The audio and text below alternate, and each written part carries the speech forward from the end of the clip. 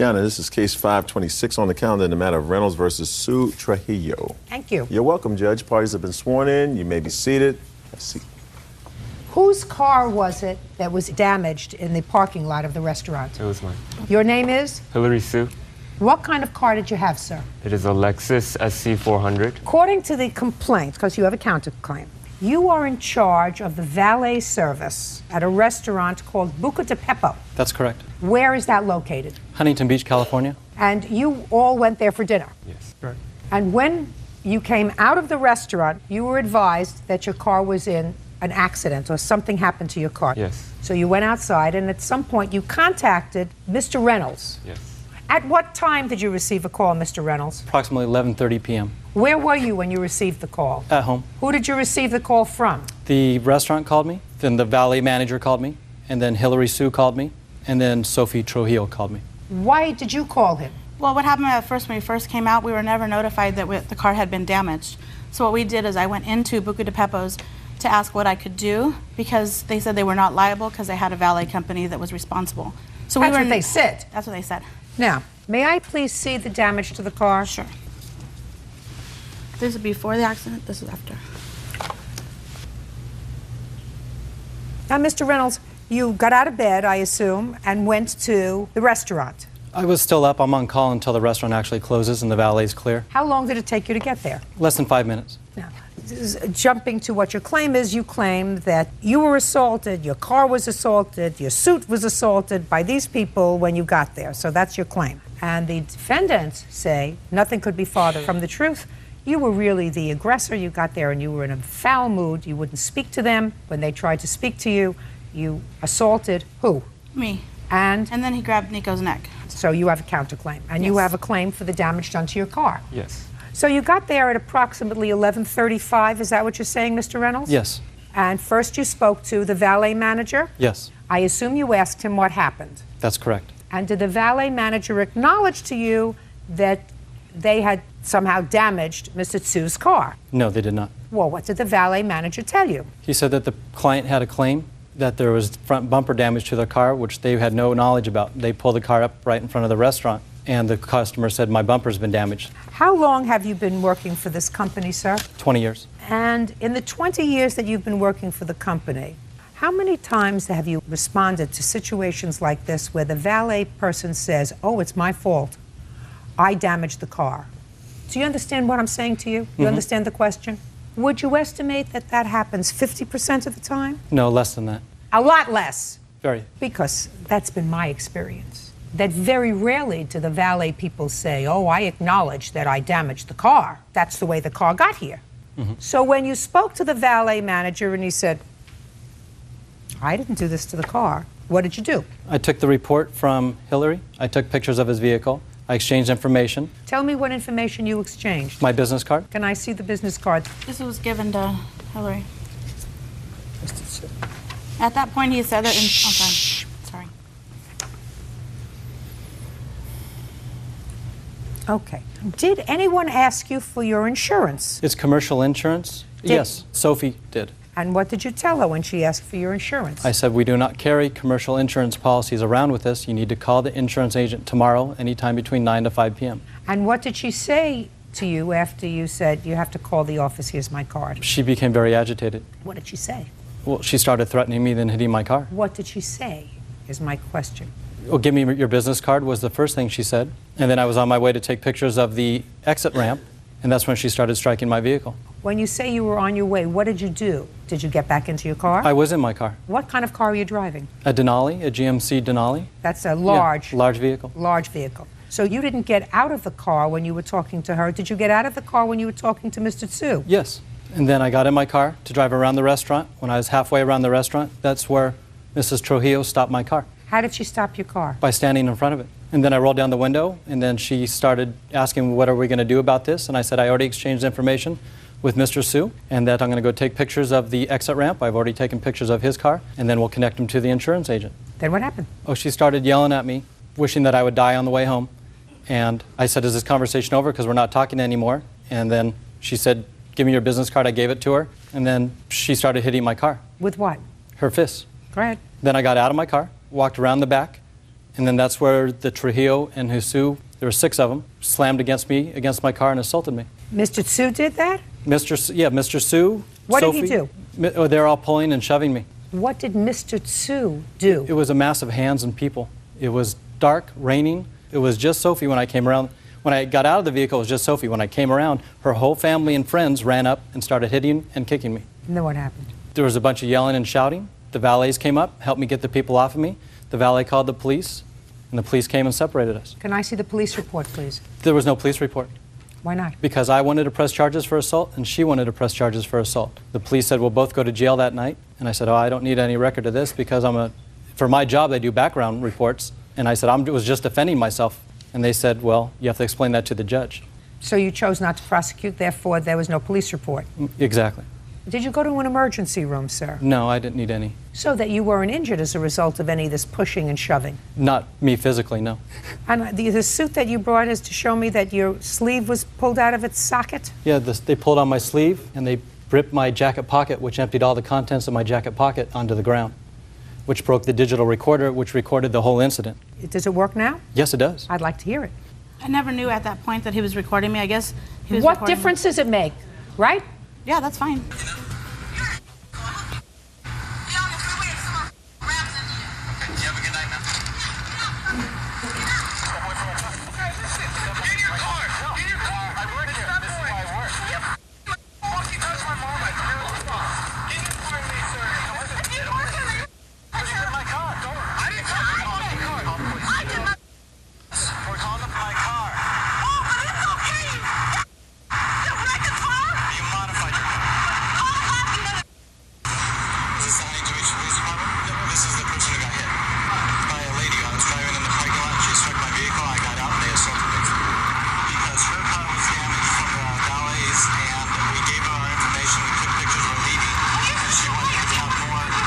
Is there anything else on here, Mr. Reynolds? It's just me talking to 911. Okay.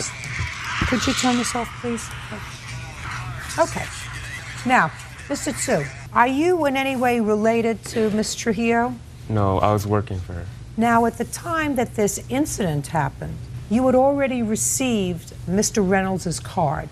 Is that correct? Yes. So my question to you, Ms. Trujillo, is why did you get involved in this incident at all? Your Honor, the reason why I went around was because I had went around because I knew that there had to be a place that they wrecked the car because they kept saying that they did not wreck it. So I did. I walked around the entire building of Buca de Beppo's and I found the location where they hit the dip and damaged the car. So when I came around, that's when he was getting ready to leave. My son called me and he's like, Mom, he's getting ready to leave. He's not going to stay here. And I said, he has to stay so he can talk to me. No, he doesn't. But I was trying to make sure that Hillary would get his car taken care of. It has nothing to do with you. He had already gotten the business card. His car was damaged at the parking lot. Mr. Reynolds acknowledged that to the police. No, but Judd! Okay. I just heard what you said on the recording. You said his car was damaged by the valet in the parking lot. That's what you said to the police. That's correct. Right? Yes. Why didn't you acknowledge responsibility to Mr. Tsu? I mean, you know, they've already been eating and drinking for 3 hours.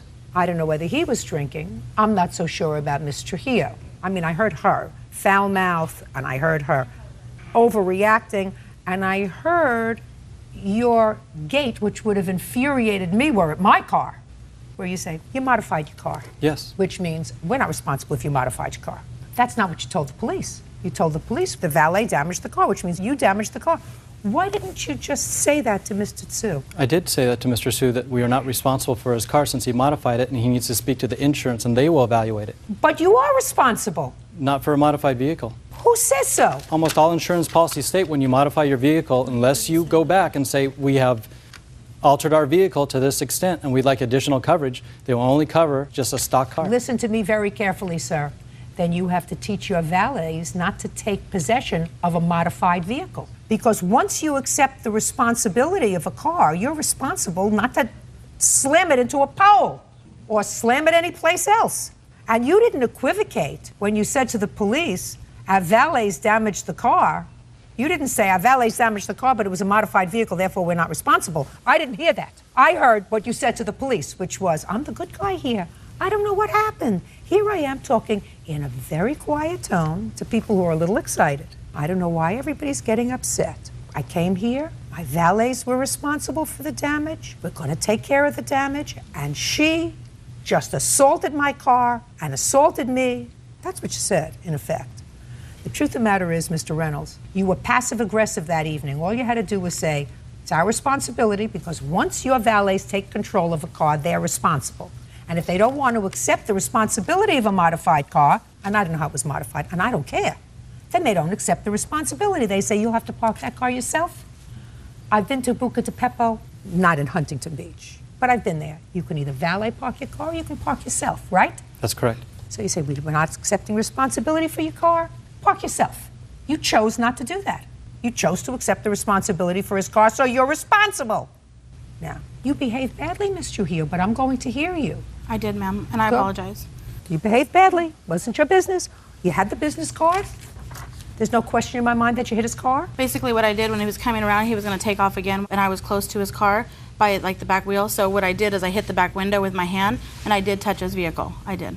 And I apologize for behaving the way I did. Unfortunately, I kept asking him, me being a business owner. What did you want him to do at midnight? Professionally. You're absolutely right. He should have done that. And we would have never had that. He didn't. Right. He didn't. But that doesn't allow you.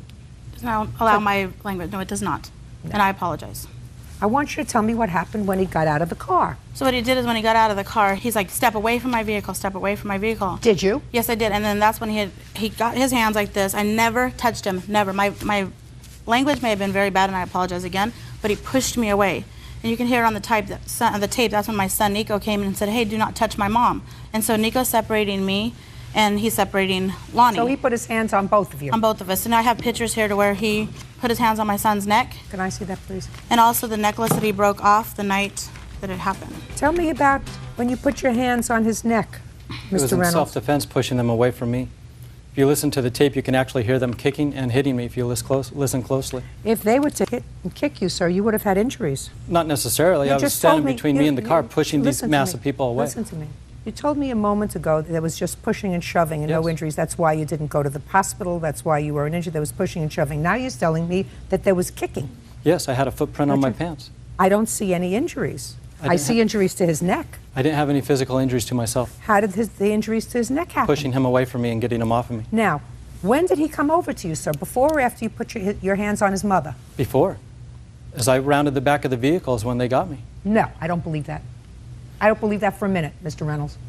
I don't believe that he came up to you until you just got out of your car and pushed his mother away. And I think that what happens is, if you put your hands on his mother, he reacts. Is that what happened? Correct.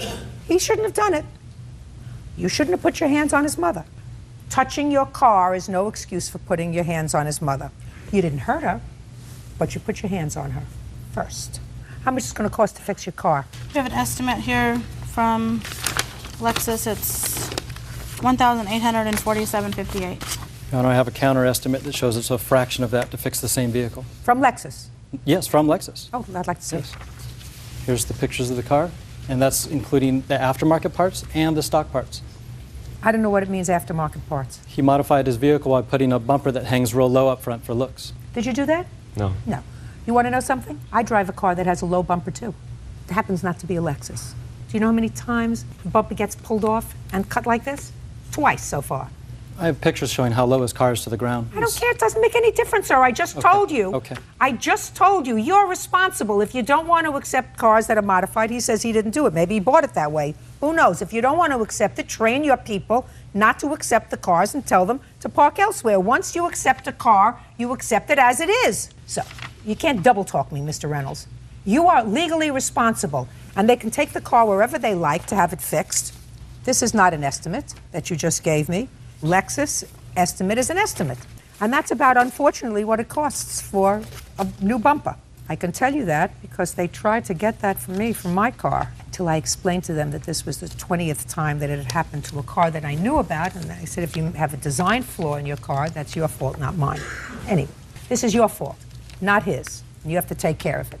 That's on your counterclaim. Yes. So you can sit down. Okay, thank you. Now, you were not injured. Is that right? No, ma'am, I was not. You have a claim for what? He was suing us, so I counterclaimed with him because he said that we damaged his pen, his jacket. There's an estimate here saying that he lost hours of revenue gratuities, a day out of service, his Just car a was second. out. Is that a claim that he Like it? filed? No. Take No. it. Go like this. Good.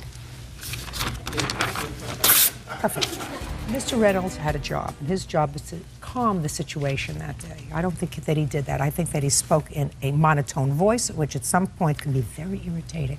Mr. Reynolds should have done when he reported there that evening is say, I'm sorry, our valet lied to me, or at least said it to himself. Our valet lied to me. He did, in fact, damage your car. If you call the office tomorrow morning, we'll make arrangements to have it fixed. That's what you should have said. You chose not to say that. Ms. Trujillo was absolutely wrong in putting her hands on your car. Now, do you have photographs of your car to show any damage to your car as a result of her putting her hands on your car? No, it's not my car. It's a company vehicle. Very good. So that you're not suing for that. Yes, I am. I had to pay for it. Well, let me see pictures of the damage. I do not have pictures. You do not have pictures of the damage? No. You have pictures of this damage? Yes. Well, then you Those should have are taken ours. pictures. Shh. Should have taken pictures of that damage, Mr. Reynolds. You know the business. You've been in the business 20 years. So your claim for damage to the car is dismissed, as is your claim for assault, because the first person that put their hands on somebody was you when you put your hands on Ms. Trujillo, who acted badly, whose counterclaim I'm dismissing. But you were the one who put your hands on her first. Now, as far as his claim is concerned, I believe that he was protecting his mother because you put your hands on her. And you did, in fact, injure and scratch him. Would have been smart to sort of stay out of it. Your mother could have taken care of herself, you know, just using her words. But you're not allowed to put your hands on another human being. So, Mr. Tsu, you get for your car $1,847.58. Yeah. And you get nothing. And you get $250 for the scratches on your neck because he can't do that. Okay. And Mr. Reynolds, you just got a dressing down. That's all. Your case is dismissed. Parties are excused. You missed. Yeah, it's case number 585 on the. Just take your hands out of your pockets. Stay right where you are. Thank you. Yeah, it's case number 585 on the calendar in the matter of Hillesheim versus Thompson. Thank you. You're welcome, Judge. Parties have been sworn in, Your Honor. You may be seated, gentlemen. Have a seat, please. Mr. Hillesheim, you own a restaurant? I do, yep. What kind of a restaurant is it? It's a sandwich shop, Herbert and Gerbert's. According to your complaint, Mr. Thompson came into your restaurant on a particular day. What day was it? February 9th, about 1:50 in the morning. And according to you, he came in intoxicated. No, he was drunk. That's what I said. .256. And he started a fight, and he went through your plate glass window. You want him to pay to repair the window. Plus the neon sign was broke, too. Mr. Thompson says in his counterclaim that one of your employees pushed him through the plate glass window, and he is counterclaiming for $5,000 for his medical bills and his pain and suffering. Right? That's your counterclaim. Yeah, exactly. How old are you, sir? 22 years old. Where had you been drinking on the night of February 9th? Well, I started at Scheid's Bar, and I made it down to Brothers, and those are the only two bars. What time had you started? You know, honestly, I couldn't even tell you. Was it dark? Yeah, it was dark out. Who were you with? I was with a whole bunch of people, a whole group. There was like probably 15 of us out that night or so. Who went to the sandwich shop? It was me, Jared, my other roommate, Nate. How many of them were you? There was like 5 of us in there. How did you get there? I just walked. From where? Brothers Bar. And what did you go in there for? I just wanted to get a sandwich. When you got in there, what happened, Mr. Thompson? Basically, I was... Do you remember what happened? Yeah, I do. You weren't too drunk to remember? No. Were the police called that night? Well, yeah. Did they take a blood alcohol reading on you? Yes, it did. What was it? It was .256, but I must say this was after my arm was cut and I'd lost probably over a pint of blood. I don't know if that's going to affect my blood alcohol content. Nah, you got plenty of blood, sir. You got plenty of blood. It was a .256, yeah. So well over the legal limit. Yeah. But you remember everything that happened? Pretty much, yeah. Pretty much. After I lost all that blood in my arm, I started getting kind of out there a little bit. You'd been to the restaurant before? Yeah. Ever had any trouble there before? No, never. So tell me what happened when you walked in. Basically... No, not basically. Look at me and tell me what happened. You walk in with your 5 friends. Yeah, me and my friends went in there to go get a sandwich, and basically the next thing you know, I get... I don't want to hear basically. If you say you remember what happened, sir, No. I want to hear what happened. Don't look down. You want somebody else to tell me what happened? No. Yeah, Shh. Quiet. No. I'll get to you. fair enough. I went into the sandwich shop. I was assaulted by another man. Nothing happened first. You didn't say anything to anybody. No. Okay, let's stop with you. Let's go. Were you there that night? No, I wasn't there that night. You were. Step up. Tell me your name. Name's Brett. Brett. Brett. Where are you? Where am I? Yeah, you're in a court. Do you have a last name? Keys. I'm sorry. What do you do in the sandwich shop? I'm usually a delivery guy. but at that particular night, I was working behind the counter. Do you remember Mr. Thompson and his group coming in? I do. You remember what happened? I do. You want to tell me what happened? Well, I was working behind the counter at the time, and I heard an altercation begin, so I walked around the counter and began wiping off the tables so I could make sure nothing got out of control. What did you hear? Right away, all I heard was just Mr. Thompson talking about this girl going home with this black male, and I didn't think anything of it at the time, but then... Do you remember what he said? I don't remember. I wasn't I could just hear him saying something. Your Honor, I could clear this up real easily, too, if you'd like. Like, get it explained. You weren't there. I know I wasn't, but Then you can't explain. I've got a guy here, though, that actually can. Oh, you have another witness? Yeah, see, I think he was... Well, just I a think- second. If you have another witness, I'll hear the other witness because this one is fuzzy. Okay. Where's the other witness? Dante? Gonna bring Dante out. Dante who? That's okay. Sorry, dude. John Blanks. Dante.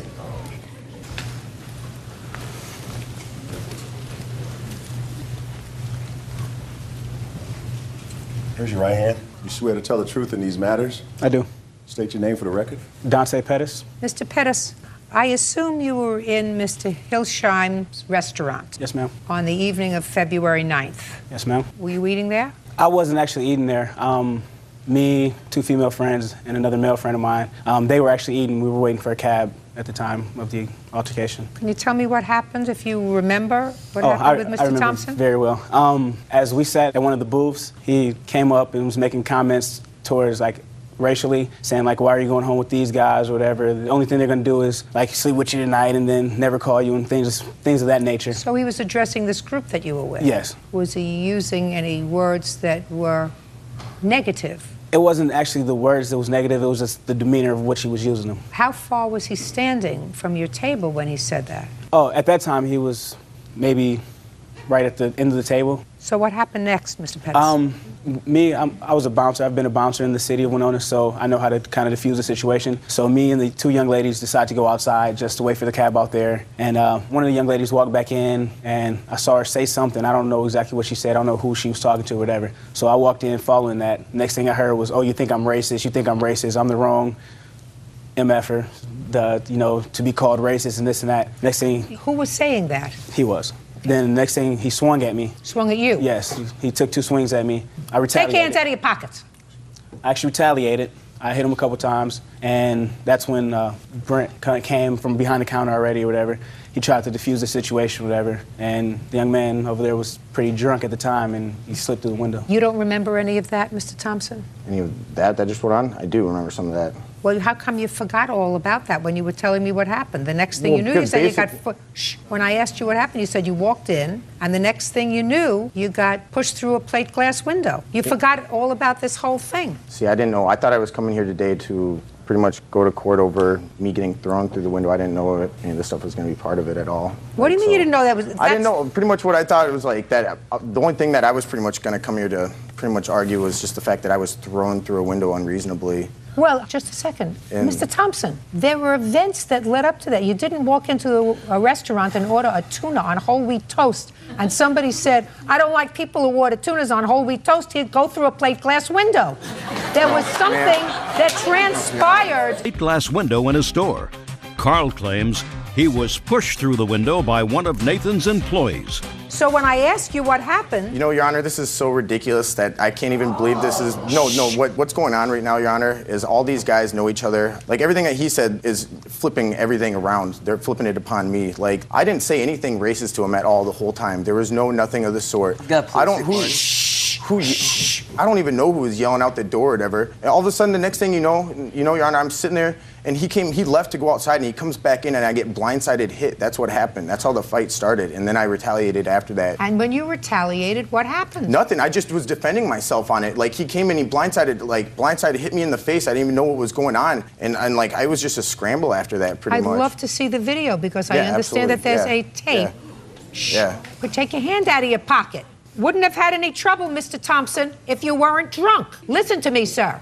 We wouldn't be standing here today if a 22-year-old didn't drink to the extent that he got diarrhea of the mouth and said things that he shouldn't have. We wouldn't be here today. Whether they acted appropriately or not is another issue. Your Honor, I'm speaking.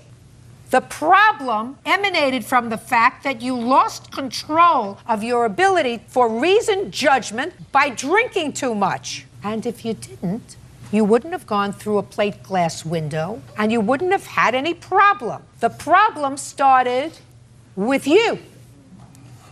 With you. Because there isn't a question in my mind, Mr. Thompson, that you made statements to this man and his 3 companions that if you had not had too much to drink, you wouldn't have said. Now, whether they overreacted is another issue. Exactly. The fault lies with you. So stop thinking of yourself as a victim.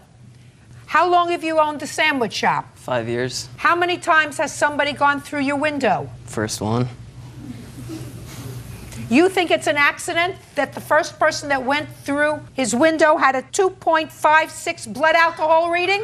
You think that that's an accident? Your Honor, once again. I'm asking you a question. You think that it's an accident that in 5 years, the only person that went through his window had a 2.56 blood alcohol reading? Your Honor, everyone that goes in there at that time of the night, Herbert's and Gerbert's is located by all the bars. Just a second. Is what you're going to tell me everyone who goes in there is drunk? No, but what I'm saying is that just a second. they have fights and there's always drunk people there. So I said to you, fine, very good. So what you're saying to me is that in 5 years of drunken people going into his bar at 1 o'clock in the morning, you're the first drunk that went through the plate glass window. And I'm saying to you, do you think that that's some sort of serendipity? Now I'll see the video. I've gotten it out of my system. Idiot. If I could, Your Honor, it's a kind of choppy video. It's not very clear at all. Could I have Brett to actually explain what goes on the video? You won't explain to me, sir, if I can't see it. Okay, cool. Mr. Pettis, can you tell me what's going on here, please? May I approach the Yes, TV, please. Thank you. If you see, this is like the group of people. I'm actually standing over here, and he's right there. He just took a swing at me. The video's kind of chopped up. He took a swing at me. I retaliated, and that's how everything gets pushed over. All right, so the now windows everything is over here. pushed over towards the window. Go Yes. ahead. It was like when we were all over here, he was separating us, and at that point in time is when he slipped through the window. Brett actually. Well, I don't see that point. yeah, Your Honor, this is not clearly showing it at all. I have a better video on this laptop over here where I can clearly go through it frame by frame, and I've got it. I'd like to see I it. can clearly show this a lot better, Your Honor. Yeah, there was absolutely no Get your hands swing. out of your pockets.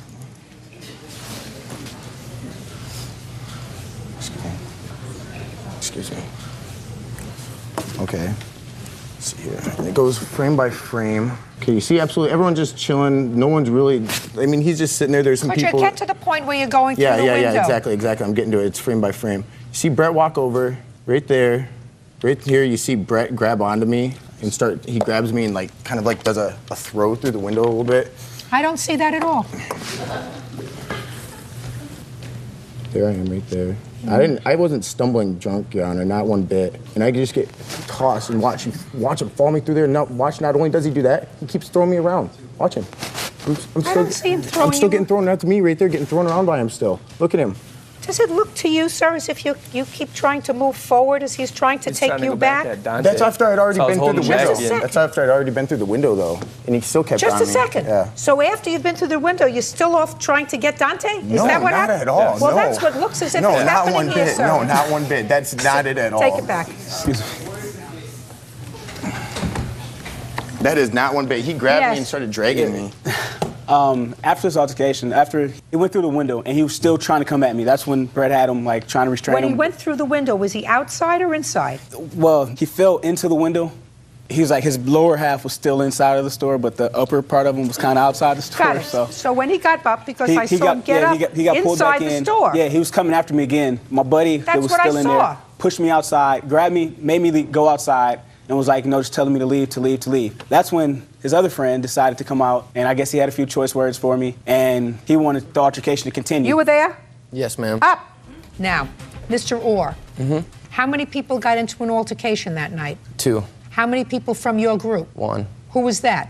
Carl who? Carl Thompson. Now, do you think that that's just a coincidence that of the 5 people in your group, the only one that was drunk got into an altercation? No, ma'am. You think that that was because he was drunk? Yes. Did you hear him make any comments at all to Mr. Pettis and the group of people that he was sitting with? No, I heard no comments made. So you didn't hear Mr. Thompson say anything to them? No, the only thing that I saw is when he came back into the restaurant, and then I saw a punch go right at Carl's face. The police were called. Were you there? Yes. Who was taken into custody? Nobody. Nobody at all. Anybody arrested that night? No. How come? Well, I wasn't there, so my brother went down and handled it that night. Was there so- a police report? Yes, there is. I'd like to I think see this it. details everything I'd like pretty to see well. the police If you got any report, questions please. throughout this, I'd Could you just answer my more than question? happy to answer them. Somebody who wasn't there, you sure have a lot to say.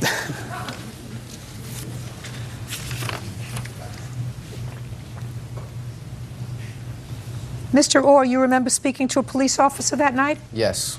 You remember telling the police officer in response to his questions if they had been in a fight, that they both indicated that they had not been in a fight and you were with Mr. Thompson? Do you remember that? No, I didn't say that. Well, that's what the police officer says. Says that when the police arrived, they saw you and Mr. Thompson walking. He asked where you were coming from, and you indicated that you were coming from Scheide's bar, the opposite direction they had been walking, and well after bar closing time. So you lied to the police, according to the police. I exited my squad car and approached on foot. Again, I asked if they had been in a fight, and they both indicated that they had not been in a fight. I then observed a small drop of blood on the shirt of Orr. That would be you. Thompson was standing behind Orr and slightly offset. I then observed Thompson's left hand was all bloody and he was dripping blood, and then I requested rescue. That's what the police officer says. I'm just reading the police report. Yeah, Jared was never actually in a fight at all. And like with me, Listen to me, Mr. Thompson. If a police officer came up and I was all bloody and I had been pushed through a plate glass window, and according to you, you had been blindsided by a punch to your face in the bar, and a police officer said, first, where are you coming from? I wouldn't have lied and say I was coming from a bar, because that was a lie. You would say I was coming from the sandwich shop. And then if I was asked by the police officer, was there a fight? I would have said, yeah, there was a fight. I got pushed through a plate glass window. And I did. Your Honor, like I said, and it shows on the police report, I had bled copious amounts of blood. I'd been punched. Thompson, not from your brain. But by after the point when I went through that window, and at that point, like, I got no recollections even of talking to that officer at that point. You know why? Because I'd lost so much blood. No. Listen to me. If you lost that much blood, sir, so that you were delirious, you couldn't have been walking. I lost a lot of blood, Your Honor. Oh, God. You're standing here, aren't you? Orr stated that a group of black males attacked Thompson at the sandwich shop. And then Mr. Orr, according to the police, at least said that Orr told me that one of the black males displayed a handgun in his waistband. I did not believe Orr about the handgun or the way Thompson had received the cut, because you told the police that he got the cut by being punched so many times. At CMH, I assume that's the hospital, I spoke with Thompson. He admitted that he had been kicked out of the bar earlier that night for fighting with some black guys. That didn't even happen Thompson at all. stated he was sitting in the sandwich shop eating when the black guys entered and began to racially harass him by calling him white boy and white. Oh. Your Honor, at that point, that wasn't even right. Of the I know cops you to were try to- delirious from your it loss wasn't of even right blood. of the police to try to get a How statement much? at that point. Just a second. Okay. What was the bill for the window? The window to replace it was $344.96. Cheap. Neon sign was $90. Got receipts here if you'd like to take a look at them. $434.96. Mr. Thompson, which is what? $344.96. What? $344.96. Plus the sign. Plus the sign is $90. No, I said $434.96. Oh yeah, sorry. No? Yeah, you're right. Let's do it And again. I did graduate college. Sorry. No. I'm not good in math. I have one of these. All right. See, you're cheating. You're cheating. Right. Mr. Thompson, you owe the plaintiff $434.96. Your counterclaim is dismissed. You brought the incident on yourself that evening. Next time, sir, don't drink. You can't handle it. Your counterclaim's dismissed. That's all. Parties are excused. You may step out. From now on, I'm going to go to the City Council of Winona. The guy was obviously. Rise. Your Honor, this is case number 464 on the calendar in the matter of Strand versus Johnson. Thank you. You're welcome, Judge. Parties have been sworn in, Your Honor. You may be seated. Ma'am, have a seat, please. Mr. Strand, is this your ex-wife? Yes, it is, Your Honor. And you have one child together. Yes, Your Honor. Your claim is that after you divorced, you were paying child support, not always consistently. Yes. And there came a time that your former wife remarried, and she approached you with the idea of asking you to relinquish your parental rights, allowing her husband to adopt your child, a girl, in exchange for forgiving the arrears that you owed her in child support. Yes, Your Honor. You thought about that and decided that that would be a good idea. After a period of time, yes, Your Honor. And did, in fact, go to court and relinquish your parental rights. I didn't go to court. I just went to the lawyer and signed off on the papers. When did you do that? I believe it was approximately June of 2005. So your parental rights were terminated. Yes, after the adoption was finalized. Your claim is the state is now coming against you for the $3,800 that you owed in back child support. Yes, Your Honor. And you say that they're doing that despite the fact that you had an agreement with Miss Johnson. Yes. So you want the $3,800 because lots of bad things have happened to you. Like what, sir? I've lost my driver's license and my source of income. I'm unable to find work right now. What kind of work did you do? I'm a truck driver by trade. Miss Johnson says you never had a contract with her. Correct. When was this arrearage accumulated? It started occurring when we'd separated before the divorce, and it had gone on and off when I'd get laid off in the wintertime and was unable to make payments through my unemployment until I got back to work and started paying again. How many children did you have? I have one with him. And how many others? 2 others. How old are they? They are now 22 and 20. So this was the only minor child? Correct. And what kind of work were you doing when you separated? I was working, I'm not certain, ma'am. Were you ever receiving any sort of public assistance? Yes, ma'am, I was. When? When we separated in 95. And how long were you receiving welfare? Till September of 96, I believe. I'm not certain. Subsequent to 1996, and you say you're not certain, so it could have been longer. Or shorter. Or shorter. Subsequent to that, were you ever receiving any sort of public assistance again? Yes. When? I don't recall the date, but I was receiving daycare assistance when I was working. And how much child support were you paying, Mr. Strand, when you were paying it? It started out at $200 a month, and through cost of living increases, it had gone up every 2 years. The last time that it got increased, it went up to $404 every month. Now, were you aware of the fact that your wife at that time and your daughter were receiving welfare? I was aware of the fact that they were getting daycare assistance, yes. Well, at some point she was getting welfare, and at some point she was getting daycare assistance, which is also another form of public assistance. And was it at that time that you were paying $200 a month? Yes, Your Honor. Were you always paying the $200 a month, or was that during the period of time when you were laid off seasonally? I always paid it when I was working, and when I would get laid off or when I was in between jobs, I wasn't paying it. But when I did get back to work, I always made a point to either contact the county or my ex-wife or both right away to let them know where I was working so that it could continue to be collected. You understand, Mr. Strand, that this is your problem. Even if I believe that you had an agreement with your former wife that she would forgive the arrearages, she can't bind the state with regard to the arrearages. And if this $3,800 bill accumulated at a time when your daughter was receiving any sort of assistance, whether it be daycare or regular public assistance, she can't forgive that money. Your Honor, there was a separate amount that was owed to the state and an amount that was owed to my ex-wife as the custodial parent. The part that was owed to the state has already been taken care of a long time ago. Is that right? Yes, Your Honor. When was that? That was taken care of when I filed bankruptcy last October. It was a sum of $1,100, and I was able to put that onto my bankruptcy.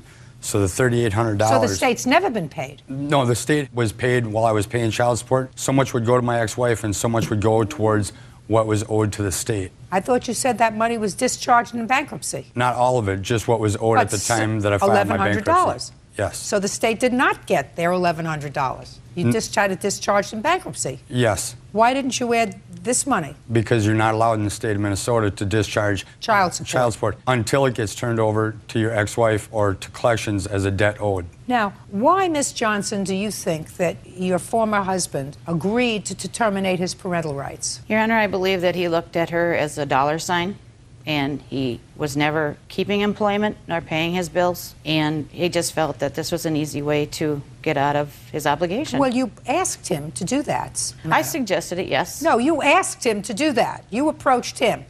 He wouldn't think about that. You approached him. And what did you say when you approached him? I just said that you are not being a very good father. My husband is willing to adopt our daughter. If you sign over your rights, I will consider it. Consider what? That I could sign off if it was... If it was what? If I was able to. If you were able to what? Sign it off. Sign what off? The back child support. Well, why can't you? If the state's been paid, you can sign off the back child support. Because I don't choose to. But you made an agreement to do that, madam. No, I did not. Oh, yes, you did. You did.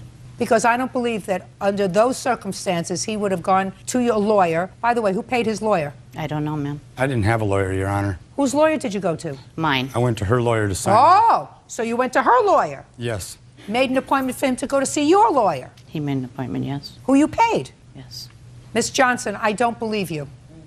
And I have to make a judgment. You want to try to convince me that you didn't make an agreement with him and not give me this answer I choose not to? Come on. He was just not paying his child support, Your Honor. So you said to him, I'll forgive your child support if you sign over your parental rights. No, I did not. I said my husband has an interest in being my daughter's father, and if you would sign off, he says, could we then forgive that child support? And I said, we'll talk about it. But no, I don't believe that. That's a lie. That's a lie. Judge Judy continues in a moment. And later today, You want to know something? You're a scammer. I don't know how you got Social Security disability. At age 47, I know people who were 67 with asthma, they work. You must have had a really, really fine lawyer.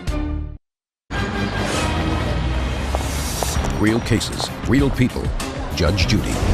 Rick Strand claims ex-wife Marilyn Johnson owes for back child support that she agreed to forgive. Rick says the state is coming after him for the money. So, the two of you signed an agreement when you came here. It was a binding arbitration, is that correct? Yes. I will draft an order to the state. What state? State of Minnesota. That I have determined after a hearing that you agreed to vacate any child support arrears that were owing to you in exchange for his agreement to terminate his parental rights and allow your husband to adopt the child. That is my finding. Do you understand? Yes, ma'am. Thank you very much. That's all. Thank you, Your Honor. Parties are excused. You may step out. Sir, wait here. Sir. He was just looking at our daughter as a dollar sign. That upsets me greatly. And he was trying to get out of his obligation of being a father. I've always been a good father. It's another one of his lies. Well, I've already signed off on my parental rights. Just leave us alone. But I would hope that someday she'd want to talk to me and interact with me. And now the next case. All parties in the matter of Alvarez versus Burgos. Step forward. Store owner Daniel Alvarez is suing his customer, Carmen Burgos, for cashing a counterfeit check at his store. Carmen says she was the victim of an internet scam. Mr. Alvarez, what kind of store do you have, sir? I have a general store. We sell music, we cash checks, we sell satellite. It's a little bit of everything. The defendant was a customer of yours? A regular customer. She had been there at least 4 or 5 occasions cashing checks. And you charge a fee for that? Yes, we do. According to your complaint, sir, she came in with a check, which you cashed for her. Correct. And it turned out to be a bad check. Yes. And your bank withdrew the money from your account. You want her to compensate you for the check. That is correct. Ms. Burgos says it was a bad check. She was conned with this check, and she's sorry that you're out the money, but it's not her fault. It's the fault of the people who scammed her. That's her defense. Is that correct, Yes, Ms. Your Burgos? Honor. I Right. shouldn't So be I held want you to liable tell for it. What? I shouldn't be held liable for it because I had Ms. the Burgos. evidence. Yes. Let's start from the beginning. Where did you get this check from? It was mailed to me. From an employer? No, I'm always on the computer and I'm always filling out sweepstakes and filling out numbers for lotto and that. So when I received the check... So you received the check because you thought you won a prize? Yes, correct. All right, But let she me didn't see- tell let- me that, Your Honor. I'm sorry. Don't interrupt her. I'm sorry. Your Honor, he wasn't there at the moment. Listen to me. Yes. You got a check in the mail and you didn't know where it came from. Correct. Yes, I thought So it was you a thought maybe sweepstake. you won a prize that you had played around with on the computer? Yes, correct. You have a copy of the letter? Yes, I do. I'd like to take a look at it. Well, I have a copy because I gave Mr. Alvarez the original and the envelope dedicated. Just says, shh. Mr. Alvarez, I don't want you to interrupt her. That's the original. That is the original. Cool. And I also gave him the envelope it came in.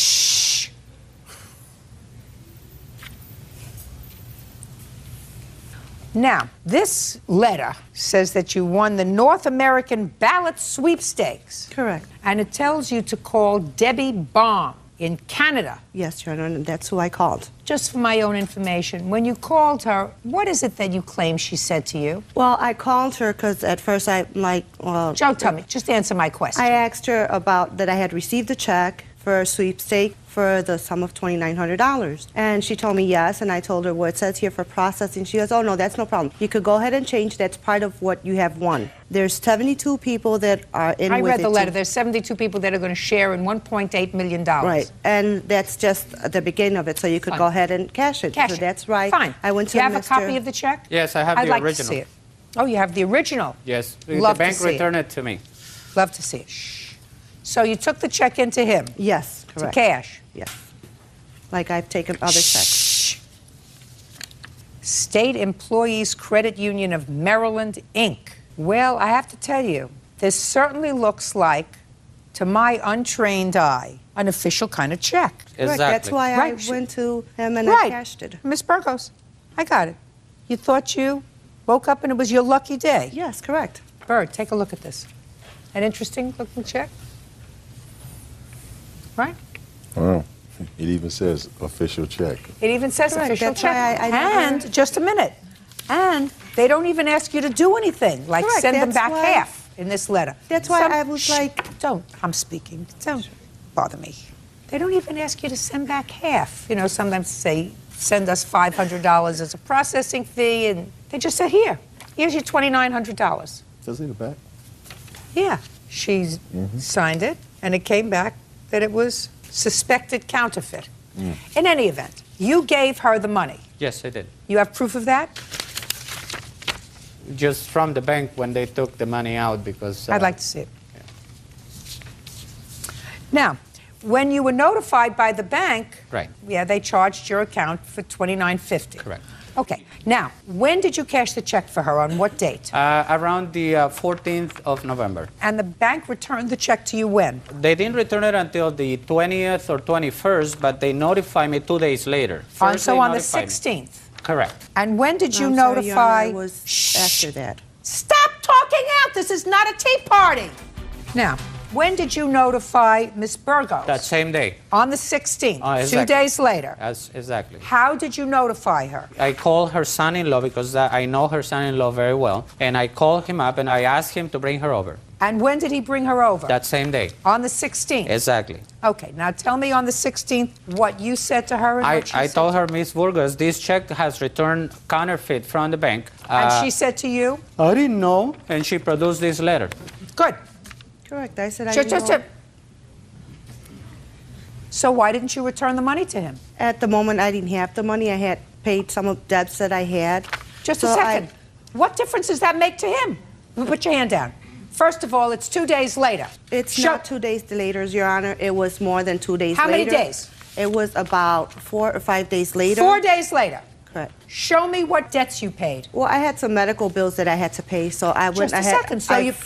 So you paid your medical Sure. bills. I Medical was bills. like- What else? What else I did you paid pay? my electric bill, my phone bill, all my bills, and I Now, had let me a ask few- you this question, Ms. Burgos. Before you came into this cash windfall, how did you pay your electric bill? Well, I would pay it monthly. From what? From what I receive and also What do you my mean from what you children's- receive? I don't understand that statement. Do you work? Well, I get a Social Security check every month. For what? For a disability. What's the nature of your disability? For asthma, arthritis. You have asthma and arthritis and you can't work? No. I know a lot of people who have asthma and arthritis who can work just fine. I had problems. I was diagnosed with disability. So Wait, just a second. When were you diagnosed with a disability from asthma and arthritis? 2 years ago. Ms. Burgos, I'm believing less and less of what you tell me, madam, but I will tell you this. If you paid your bills, which you are responsible for paying, your medical bills, your electric bill, your phone bill, and I don't care what other kind of bills you paid, allegedly, and I know And you're also I lying. bought Listen a to me, few- and I know you're lying anyway. No, I bought Listen a few to me. Christmas Listen to me presents, very yes. carefully, and I know you're lying anyway. Then you have to pay him back the money. Correct. You paid your bills. You paid your bills. You're a scammer. She told me Let me right- ask you this question. Who do you live with? I live with my son and my daughter. How old are they? My daughter's 22 and my son is 19. And what does your daughter do for a living? She works. And my son And your also. son? He works. Works. They're the ones that help me with all the bills. Because you don't work? Yes. Because of your asthma? Yes. She didn't tell me that. That day when she came in, she told me that she had only spent about $500 to $700 No, I told you that's of what the I money. had. Miss Burgos, I had $500 Miss to Burgos. I $700. asked her specifically. That's what I I'm told so- him I had. Did you give it to him? No. Just Because he told me. shh. So why did you spend that money instead of giving it back to him? Well, I didn't have it on me at that time. Why didn't you go home and get it? The gentleman told me, Mr. Alvarez told me that he was going to send that letter, the letter from that they had That is received not to true. the bank. Yes, it is, Mr. Alvarez. Just that a second. he was going So to take what? that If letter there's a to question, the listen bank. to me. If there's a question, why didn't you say, listen, if there's a question and if this check was bad, I don't want Mr. Alvarez to be out the rest of this money. I'm going to hold what I haven't spent and give it to him if he's out of pocket. Well, I had held it. I had it. So and why when- didn't you give it to him? Because when I spoke to Mr. Alvarez on the phone, I told him I have the $500. He says, no, I want all the money.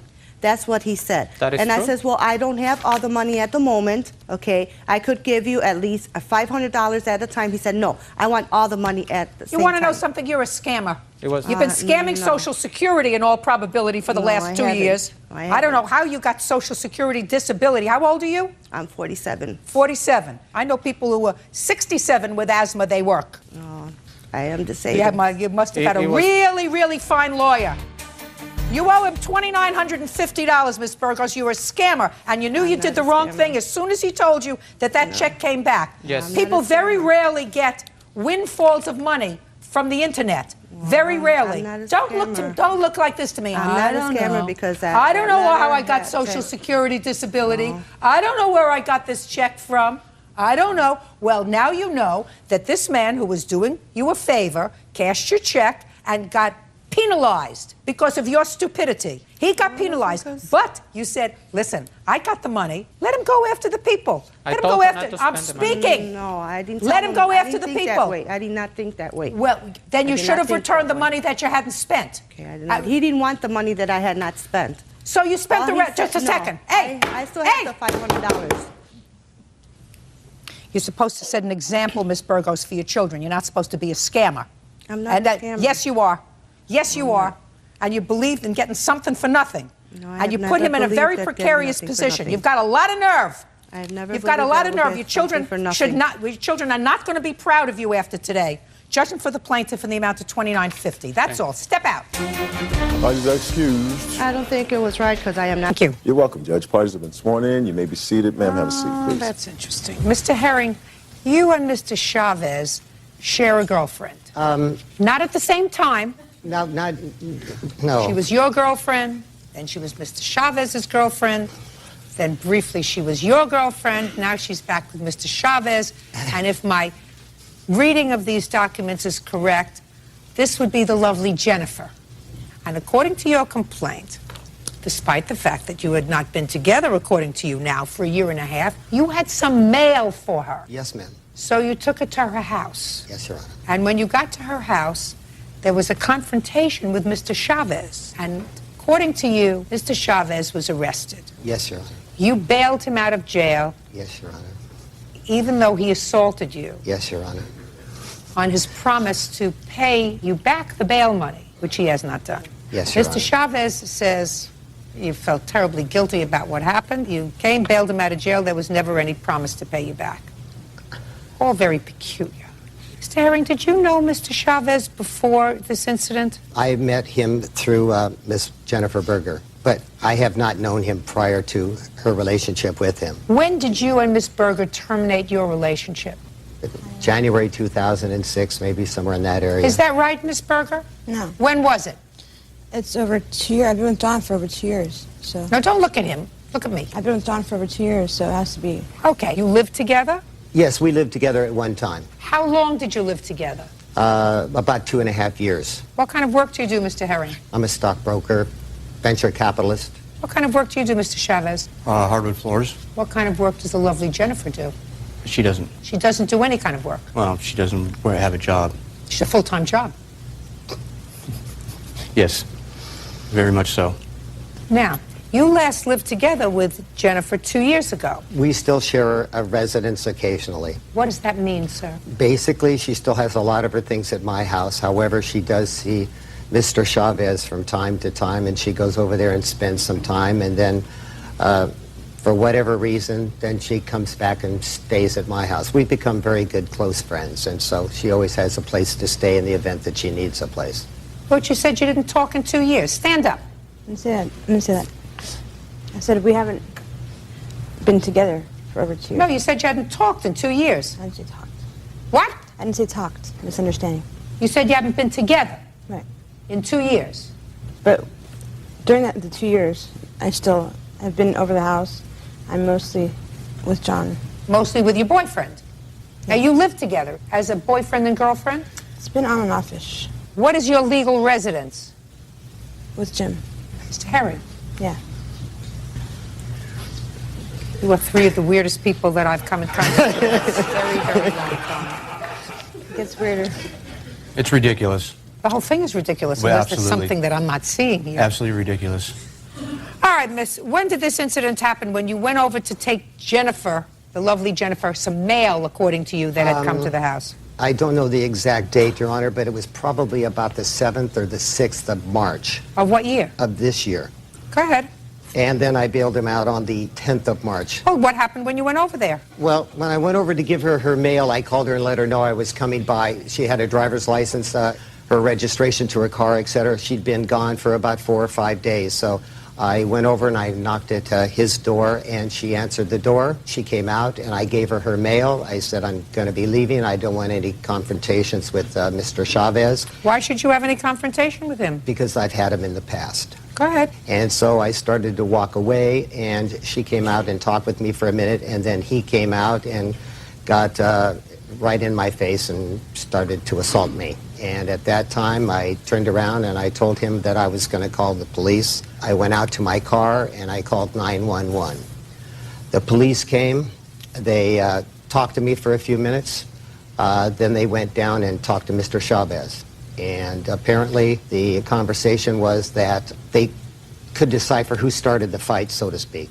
They didn't press any charges against him or me. However, he did have a warrant out for him, an outstanding traffic warrant for $25,000 warrant. $25,000 warrant for not registering his car? No, Unlikely. I don't know what it was, ma'am. I think it was a headlight or something, but it was a $25,000.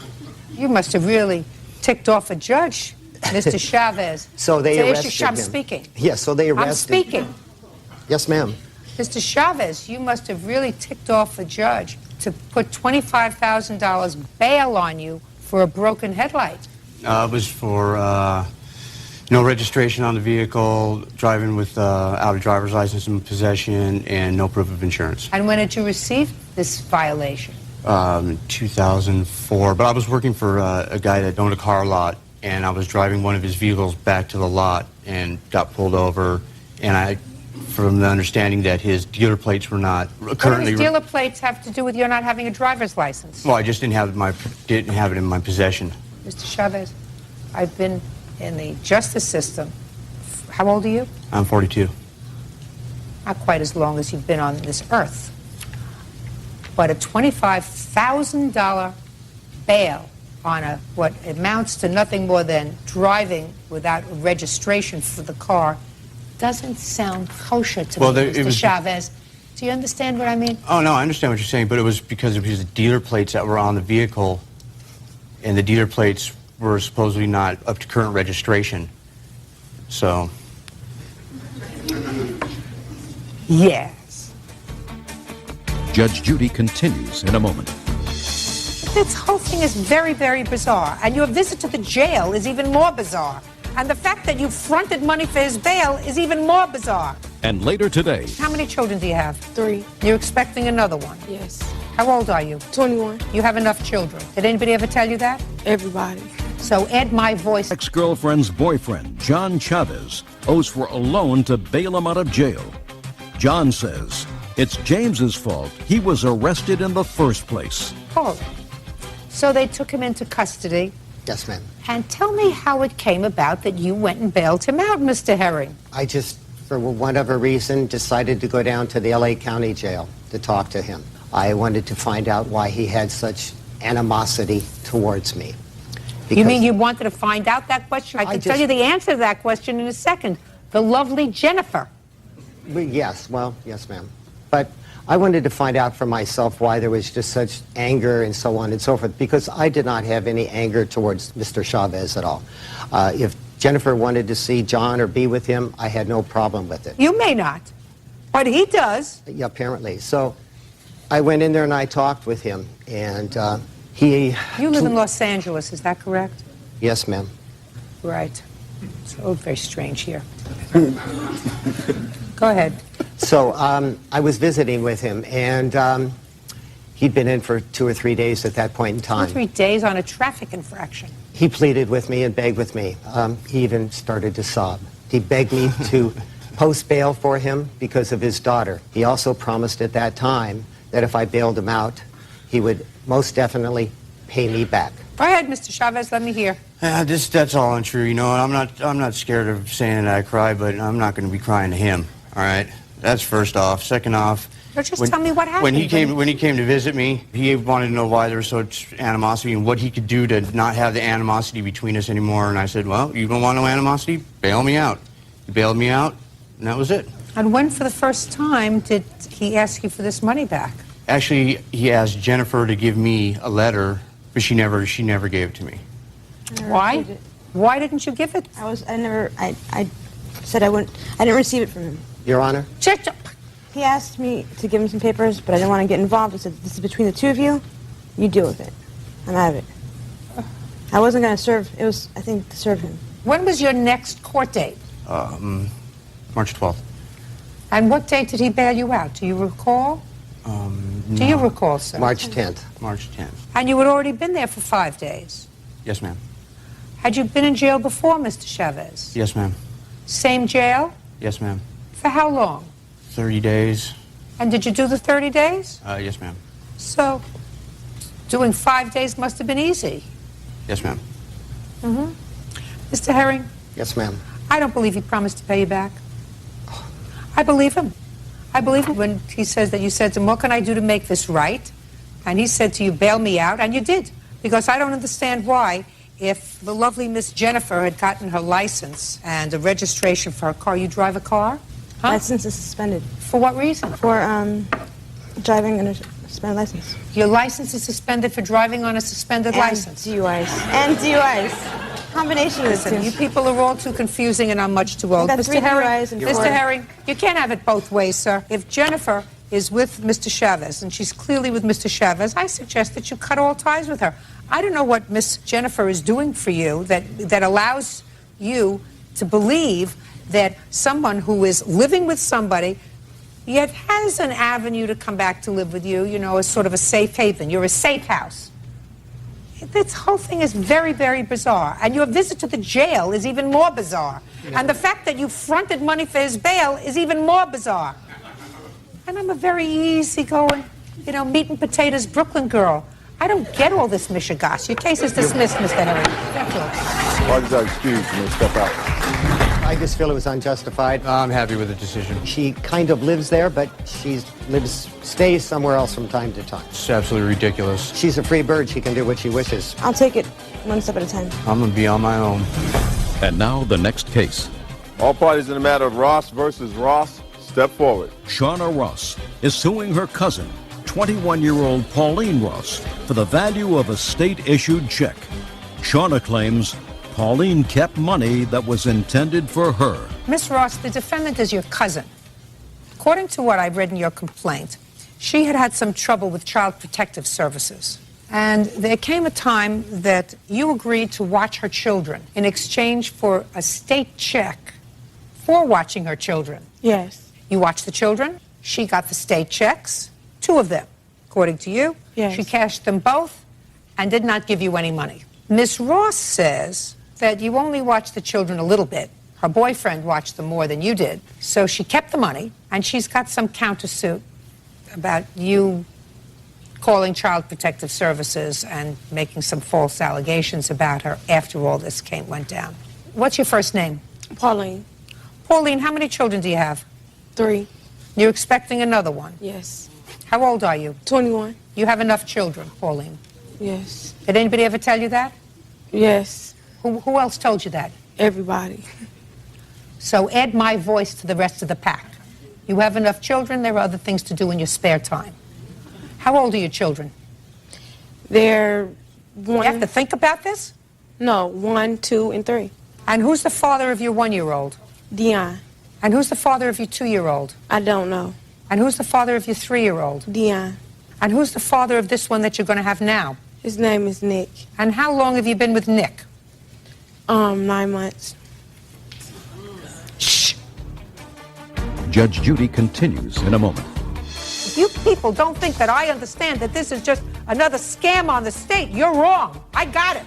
You know what I'm doing with this case? I'm sending a tape of it to the state of Michigan so they can come after you and take the money out of your welfare money. Closed captioning sponsored by... Fasten your seatbelts. Monster Jam comes crashing into Halifax June 6th and 7th, and you could win the ultimate Monster Jam fan pack to share with 3 friends. Send your entry to win at globaltv.com for your chance to score big with Monster Jam. Brought to you by Global Maritimes and Live Nation. Real cases, real people. Judge Judy. Shauna Ross says her cousin, Pauline Ross, kept a state-issued check that was intended for her. Pauline is countersuing, claiming Shauna made false allegations to Child Protective Services. Now, when your cousin was watching your children, who was your boyfriend then? Dion or Nick? Nick. When did your cousin watch your children? She started April the 2nd when I started my job. What kind of job did you have? Waitressing. Now, who filed the papers for your cousin to get the state check? We both did. And when you filed the papers, you said you were working, correct? Right.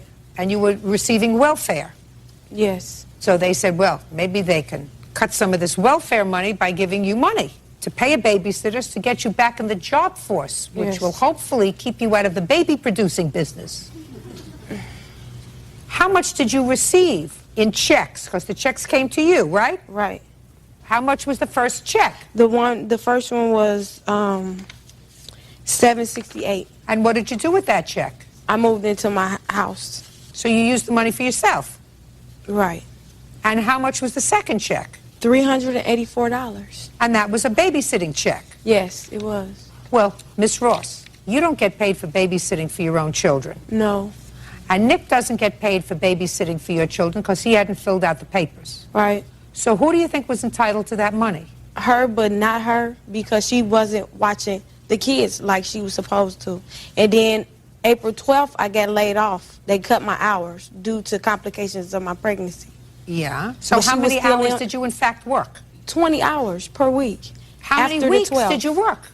3 weeks. 3 No, weeks? 3 weeks full time, and then they took me off. So were you telling me, what state do you come from? Michigan.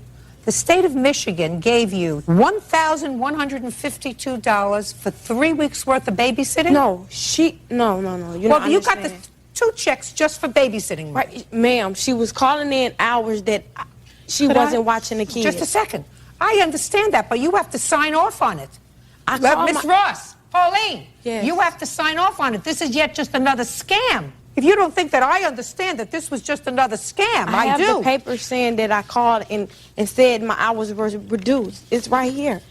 From the caseworker. Somebody had to sign off before you got the check because the forms, she fills out the hours, but you have to sign off on it that she did in fact work those hours. Isn't that the way it works in Michigan? Yes. Of course.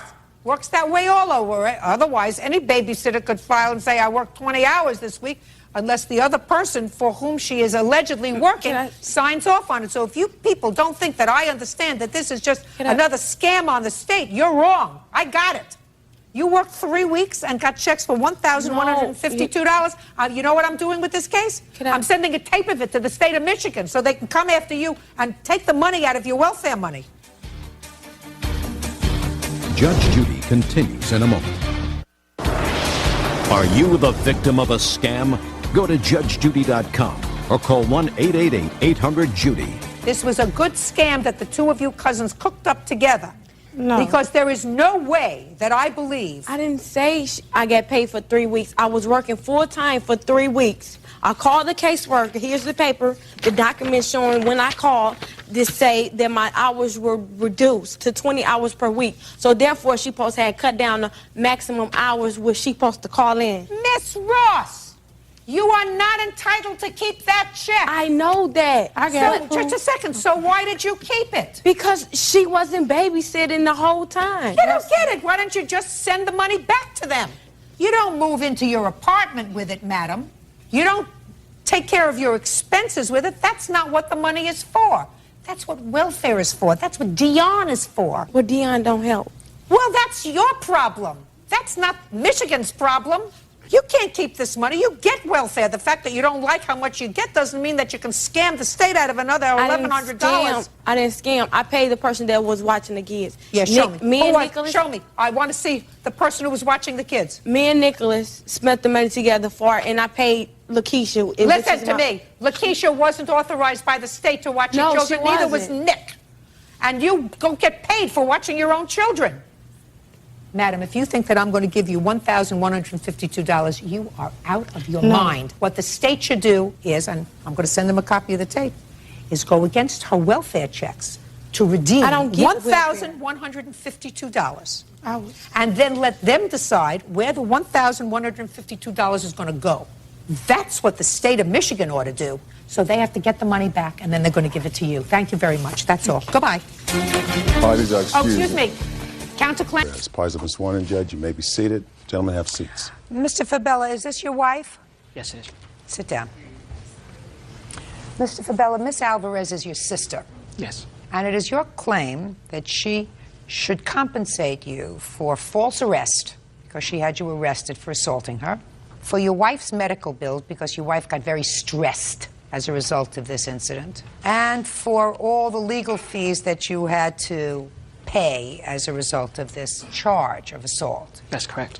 Your sister says, and she's counterclaiming because she says that you did in fact assault her, and she is counterclaiming for the assault, for medical bills, pain and suffering, punitive damages. She says she came to your house to try to make peace with you because there's been some family difficulty, and you assaulted her. So, I'm going to hear from your sister first because she's the one who says she was assaulted. So, what were you and your brother fighting about, Miss Alvarez? It was all about him stating that his wife was claiming that I stole $20 from her 7 years ago, and I had invited him over to a birthday party for my son. Let's go slow. His wife said that I had stole $20 from her purse. 7 years ago? Correct. And when did she tell that to her husband? I don't know when she told him, but I didn't know anything about that till September 29th. And what happened on September 29th? How long are you married, by the way? 10 years this June. Okay, so what happened on September 29th? On September 29th, I gave Gabriel a phone call to invite him to my son's 21st birthday party. Had you been seeing your brother up I until was in his house in the month of August for dinner when my brother from Reading came down. They invited us over and we were there. Okay, so you were at your Correct. brother's as early as August of 2002. And then September 29th, you called and invited him to your house. Right. For your son's 21st birthday. Right. Mr. Fabella, did your sister call you and invite you to a birthday party at her house? Yes, she did. And had she been to your house the month before? Yes, she was. For dinner? She was over to accompany my cousin who was visiting me. Fine, but she was there on a social visit. Not a social visit. She wasn't invited. My cousin. I didn't ask you anything. That's why I told you to sit down. She was there and she spent time in your home, sir. She wasn't there on business. Or was she there on business? She was not on business. She can either be at your house two different ways, business or social. It would have to be social. Right. You called on September 29th to invite him to the birthday party, and what happened? When I called him, he told me that he would be calling me back because he needs to talk to his wife. And when he called me back, he said that he would not be coming to the party due to his wife claiming that I had stolen some money from her purse, and that I would have to apologize to her in order for them to attend. Okay. Is this the first time you had heard about this Correct. theft? Yes. Mr. Fabella, did you say anything to your sister in that conversation about your wife claiming that she stole some money from her? In that phone call conversation, no, I did not. Well, tell me about the conversation where you alleged this theft. I would say approximately around mid-September, she called me at work. She wanted to, I don't know, provoke me to be angry at my wife for who knows what reason, and she's trying to find reasons. And I told her that she needed to stay away from us. Why would she want to provoke an incident with you and your wife in September, sir? You and your wife have been married for 10 years. Let's get to the bottom of it. I don't have all day. She's made a habit of this with all my brothers and myself, and I wasn't going to stand for it, and I told her she just needed to stay away from us. Something doesn't sound right, Mr. Fabella. Something sounds very peculiar to me. What did your wife tell you about your sister stealing money from her? She told me about an incident at my house in which $20 was missing from her purse. She had just gone to the ATM, and they had arrived at my house, and my wife excused herself to the restroom, and she was doing her hair. And when she came out of the bathroom, she had a sense that she needed to look in her purse, and she looked in her purse, and she was missing $20. And my sister When was did nervous. your wife tell you this had happened? This happened maybe 3 years prior. Years before she told you? Yes. Years before she told you? It was years. So when she called you on the 29th to invite you to the birthday party, you had already had the discussion with her about your wife's recent claim of theft years before. Is that right? I told him the day that it happened. I'm not asking you anything. No, that's what happened. Do you understand what I just said to you?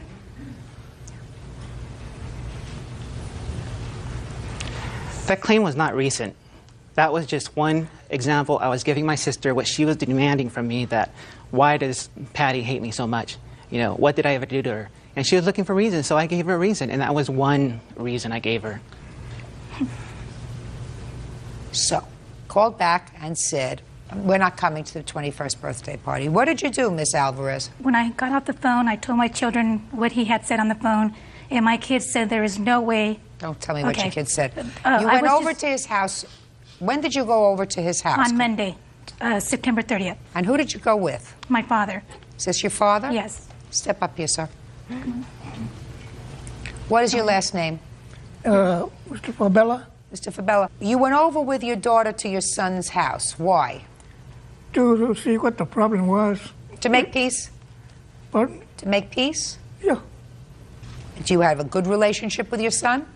Oh, yes, I love him. Have a seat, Mr. Fabella. Thank you. So, what happened when you got over there? Well, when I got there, my dad went up to the door, and my dad knocked on the door, and he rang the doorbell, in fact. And Gabriel answered the door.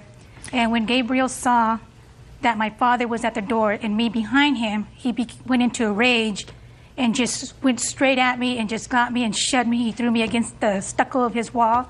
I fell. And that was the assault? Yeah. Mr. Fabella? Yes. You just heard your daughter tell me what happened on that day? That's right. Is that what happened? Yes, ma'am. You want to call your father a liar? Look at me. You want to call your father a liar? I'm not going to call my father a liar. That's not what I'm here for. Good. I would suggest that's a very good idea. Father says he loves you. You have any reason to doubt that?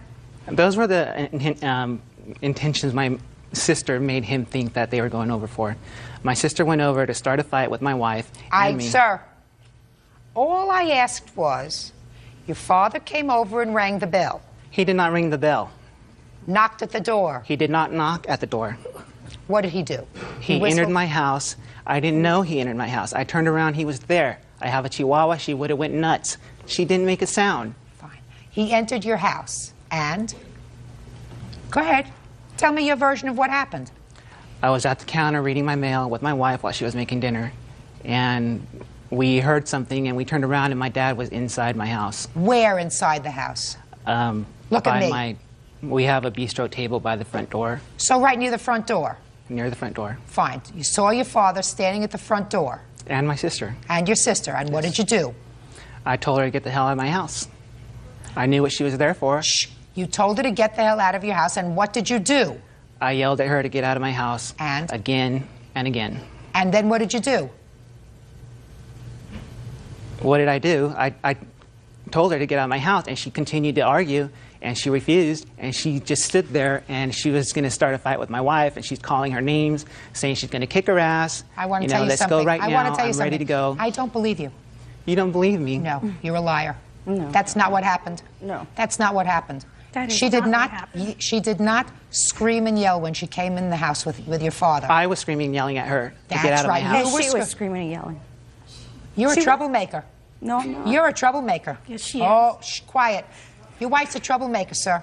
No. My You wife wanna is know why not a your troublemaker. Yes, your wife's a troublemaker. You were not Oh, there. Yeah. You did not hear Listen to her me. what she said Listen when to she me. came into my house. You Listen were to not me. there. You did not call my wife a did not- troublemaker. She is not the troublemaker. She did not go over to your And house, I'm doing sir. exactly what I did that day, defending my wife. She had no right to come into my house and start a fight. I took her out. I pushed her outside. And that's all I did. right.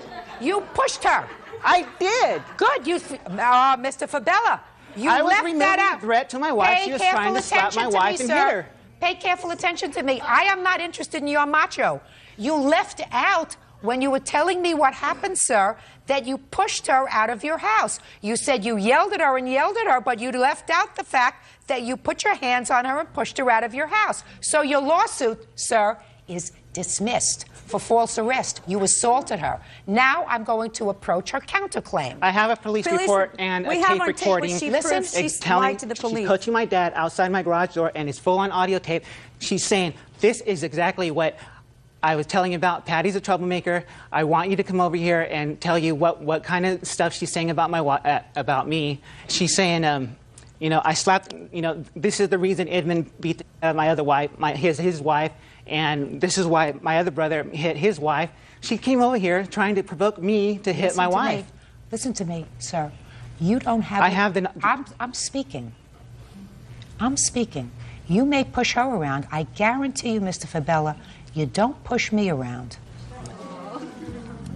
Judge Judy continues in a moment. Forget him. I haven't contacted them, and I don't even know what they're trying to put a restraining As a slide of mud. Doesn't get it. Never will. Real cases, real people. Judge Judy. Gabriel Fabella says his sister, Erlinda Alvarez, owes for a false arrest. Erlinda claims he put his hands on her. It may be that the defendant came to your house. Maybe that she came to the house to cause trouble. That is a possibility. She didn't get that far. She was in my house. She was. Did you She hear? was right in front of my face. She was in my house. We have a recording. Did you She's just... lying, she's lying to my dad, saying, don't say that, don't you dare go against me, and take your Gabriel and put him first. Did you just hear what I said to you? I heard what you said. Good. You had no right to put your hands on your sister. She walked into my house, and I have a police report from the police. And first she's saying she got through the door, then she's correcting herself after the police go back out and tell her what we were saying inside the house. I have zero sympathy for you, sir. Only a little sympathy. Not with regard to this case, but I have a little sympathy for you. How were you injured? Let Okay, me I have just let me photos here. see your injuries, that's all. Okay.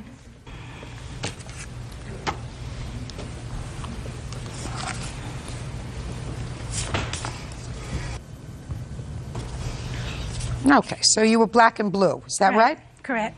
I'd like to see those. Absolutely.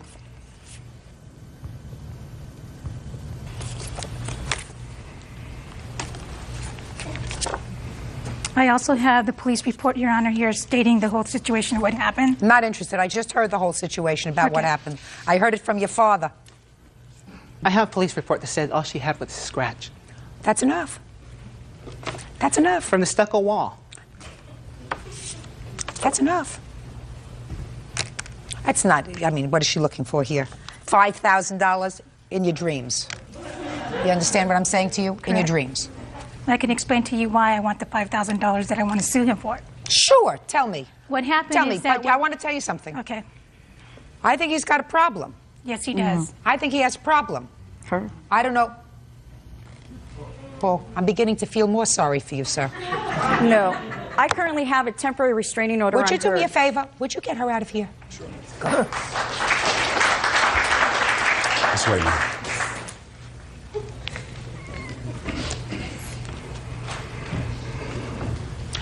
Go ahead. Now you can tell me why you think that... Your Honor, what happened is that during the situation when this was happening, I was on disability due to some female problems, and I had to have surgery. And the day that I went over to his house, I had just got out of the emergency, you know, and my dad was with me. And my husband, Michael, said, you need to get on the plane and get over here to Hawaii to get away from all this so that I wouldn't stress out. So I went to Hawaii, and during Christmas time, after speaking to all my family, they told me to drop the charges on my brother, which I did. I wrote him a Christmas card, told him to let things be bygones because he's my brother, and I don't want to do this to him. I know that this is all because of his wife, because my brothers happen to be married to women that are like that. My family does not function in that way. And I thought he was going to let it go. Then all of a sudden in January, my husband gets they knock on his door, and they tell him that they're there to serve me. And I'm like, serve me for what? And what it was papers that he was trying to serve me for a restraining order. I'm in Hawaii. I'm living in Hawaii, and he's trying to get me restrained when I'm in Hawaii? Can I see the application for the restraining order? Do you have it? You have your application for the Yes, restraining I do, order? I'd like to see it, please. And we went to court on that, and the judge in Fresno denied it. So is that the reason that you're asking for $5,000? No, because I had to go over there and buy tickets for my husband and I to fly home. Okay, I got it.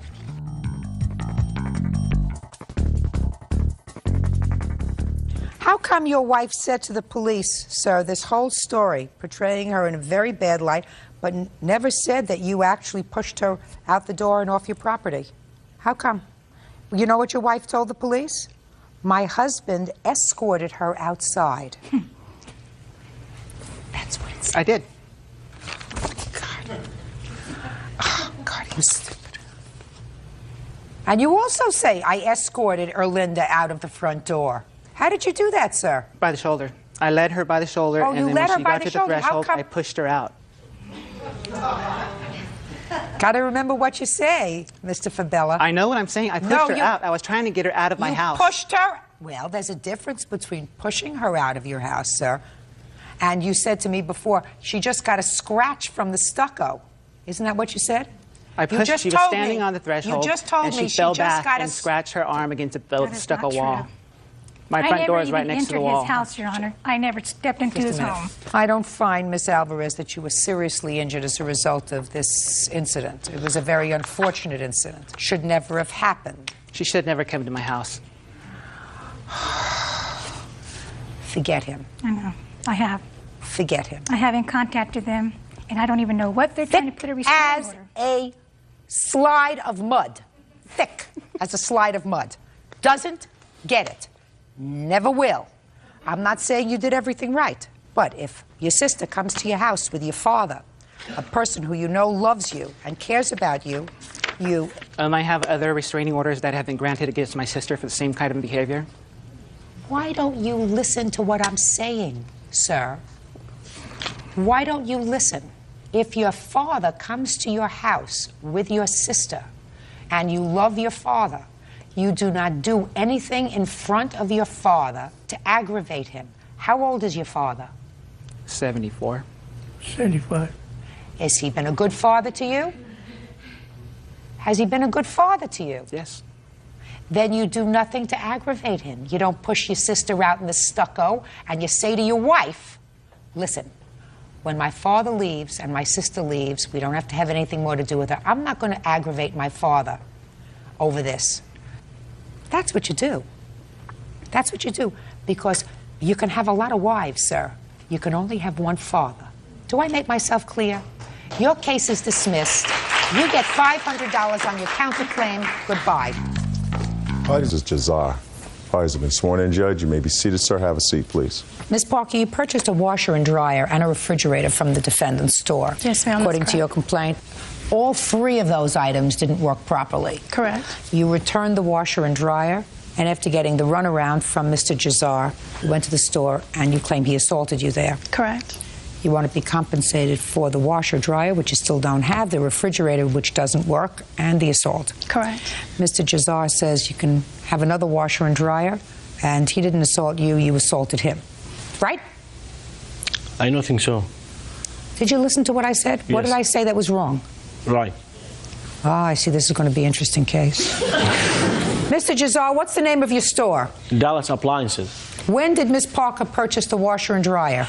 I don't remember. When did you purchase the washer and dryer? I originally purchased it, it was in March, the 21st when I went in. Of what year? Of 04. When was it delivered?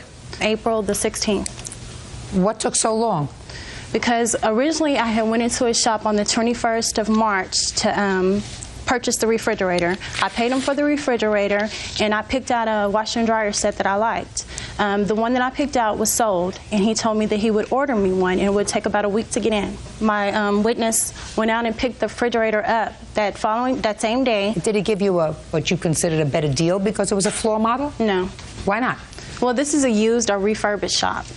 What kind of warranty comes with? It was a 60-day warranty. Okay. When they came out to pick it up, he explained to them not to plug it in 30 minutes after they got it to my house. And also, when they plug it in, to plug it straight in, not to wiggle it. Why was that, sir? Because if the freon shaking, they will mess up the engine on it. So it have to be 2-3 hours minimum to plug it in. Is that what he told you, sir? He told me a time. I wasn't really sure how much time he said, but he said, like, don't plug it in for this amount of time, and then... Stand up. Stand up. Your name? Darian King. Mr. King, so he told you how much time, but you don't remember how much time he told you? It was between 30 minutes and an hour that he said. So did you listen to him? Yes, I did. When did you start to have trouble with it? 3 weeks later. Within the warranty period? Correct. It started making a loud noise. And so at that point, I still hadn't received my washer or dryer. Had you called about the washer or dryer? I called several times. I was getting them running around. What's the matter with the washer and dryer? She make a payment to the washer and dryer. She didn't pay me full price to the washer and dryer. Why should you pay her before she has it? When she pay me full, I give her the washer or dryer, and she called complain. I sent my technician to her house in my expense. When did you get the washer and dryer? It was about 3 weeks later. How much did he charge you for the washer and dryer? I paid $433. And I paid $378.87 for the refrigerator. Was this a new washer and dryer that she was getting, or used? No, used. Where were you getting it from? I'll buy them from dealers, like a Sears or some other dealers. I fix them, and I resell them. Well, where did you buy this one from that she had picked out? I have no clue.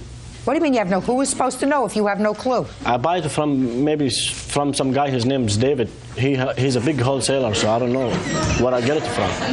When he delivered the washer and dryer to you about 3 weeks later, what was the problem with it? Well, he never delivered it. I had to go in and pick it up. Okay. And at that time, it was a different set than what I originally pointed out. It was an older model, and then it was a different color than I originally asked for. And so I told him I didn't want that. That's not what I ordered. I told him that I just wanted my money back. He told me it was against the policy, and I showed him this is what I ordered. I showed him a set that he had there, and he told me, no, Sandra, this is more expensive. And so I was like, well, he was like, I'll make a deal with you. You give me $150 more, and I'll upgrade it for you. So at that time, I was like, fine. I had a small baby, and I needed a wash and dryer. So I gave him $150 more to upgrade it. Okay. Okay, he upgraded it. I took that wash and dryer, the one that I picked out at that time. As soon as I got it home, I would start washing clothes, and I noticed on the spin cycle it was like real loud. And I told him, I was like, Omar, it's too loud. And he agreed with me. He said it was loud and that it just had a new belt on it, and to give it a week and it should work better. And the dryer wasn't heating up like it was supposed to either. I waited a week. It still worked the same. I called him, left a message. He didn't return my call. I waited another week. At that time, my refrigerator was making loud noise. He was like, well, I'm going to send my technician, Willie, to come out and look at it for you. He said it would be a $50 trip fee. So we're still within the warranty on both of these items? Correct. And I have the receipt for the... Can I see it, please? Yes, ma'am. Yeah, for the warranty, she have to bring it to me, to my shop to fix it. The technician has... What, are you crazy? Are you crazy, sir? No, she knows. I told her. Quiet. So far, I want you to consider yourself in trouble. Judge Judy continues in a moment. I think this is good advertisement. You think it's a good advertisement? I want to tell you something. If you think that this is a good advertisement, I have a good psychiatrist that I'd like to introduce you to. And later today... He's out in Kansas. You're in jail. Yes, ma'am. He wants to go home. Doesn't want to click his heels together and say, take me back to Kansas. He wants to click his heels and say, take me back to Texas. Real cases, real people. Judge Judy. Sandra Parker says appliance store owner Omar Jazar sold her 3 defective appliances. Sandre claims when she tried to get a refund, Omar assaulted her. Keep going. You're within the 60-day warranty period. Right. So he sent Willie out the following day. Willie looked at the refrigerator, told me the motor was going out. So I was like, fine. He took a couple of parts off the refrigerator and told me he would be back later that day. He was going into the shop to get the parts, and he would be out to repair it. He never came back that day. What, just a second. What's the name of your store again? Dallas Appliances. You still in business? No. Now, what happened when you went into the store to confront the defendant? Me and myself and my witness and another gentleman went to his shop. They pulled around the back because they were going to load up the washer and dryer, and I went in through the front. I went over to him and I was like, Omar, is the part for my refrigerator in? And how about my washer and dryer? He told me no, the part wasn't in. Why wasn't the part in? That's not the truth. She never bring the fridge to me. She doesn't have to bring it to you. We have no problem with the fridge. She never mentioned the fridge for me. We don't have no problem with the fridge. The problem is with the washer and the dryer. That's Listen it. to me, sir. She never complained to me about the fridge. She just complained about it. I have a receipt here from your technician who went out there and charged her $50. And that's it. It was fixed. Oh, would you just tell me what happened? So you... Okay, I had went into a shop on the 21st. I had told him that I was just upset. I told him I wanted my money back. I had my receipts. I would just take him to court. He got upset. He told me he didn't want to deal with me anymore. He started trying to explain to Darian that he had a dryer up front and he had a washer in the back that I could take home. All right, he's a hustler. Right. You should have contacted the Attorney General. I did. Oh, you did? Good. Maybe they put him out of business.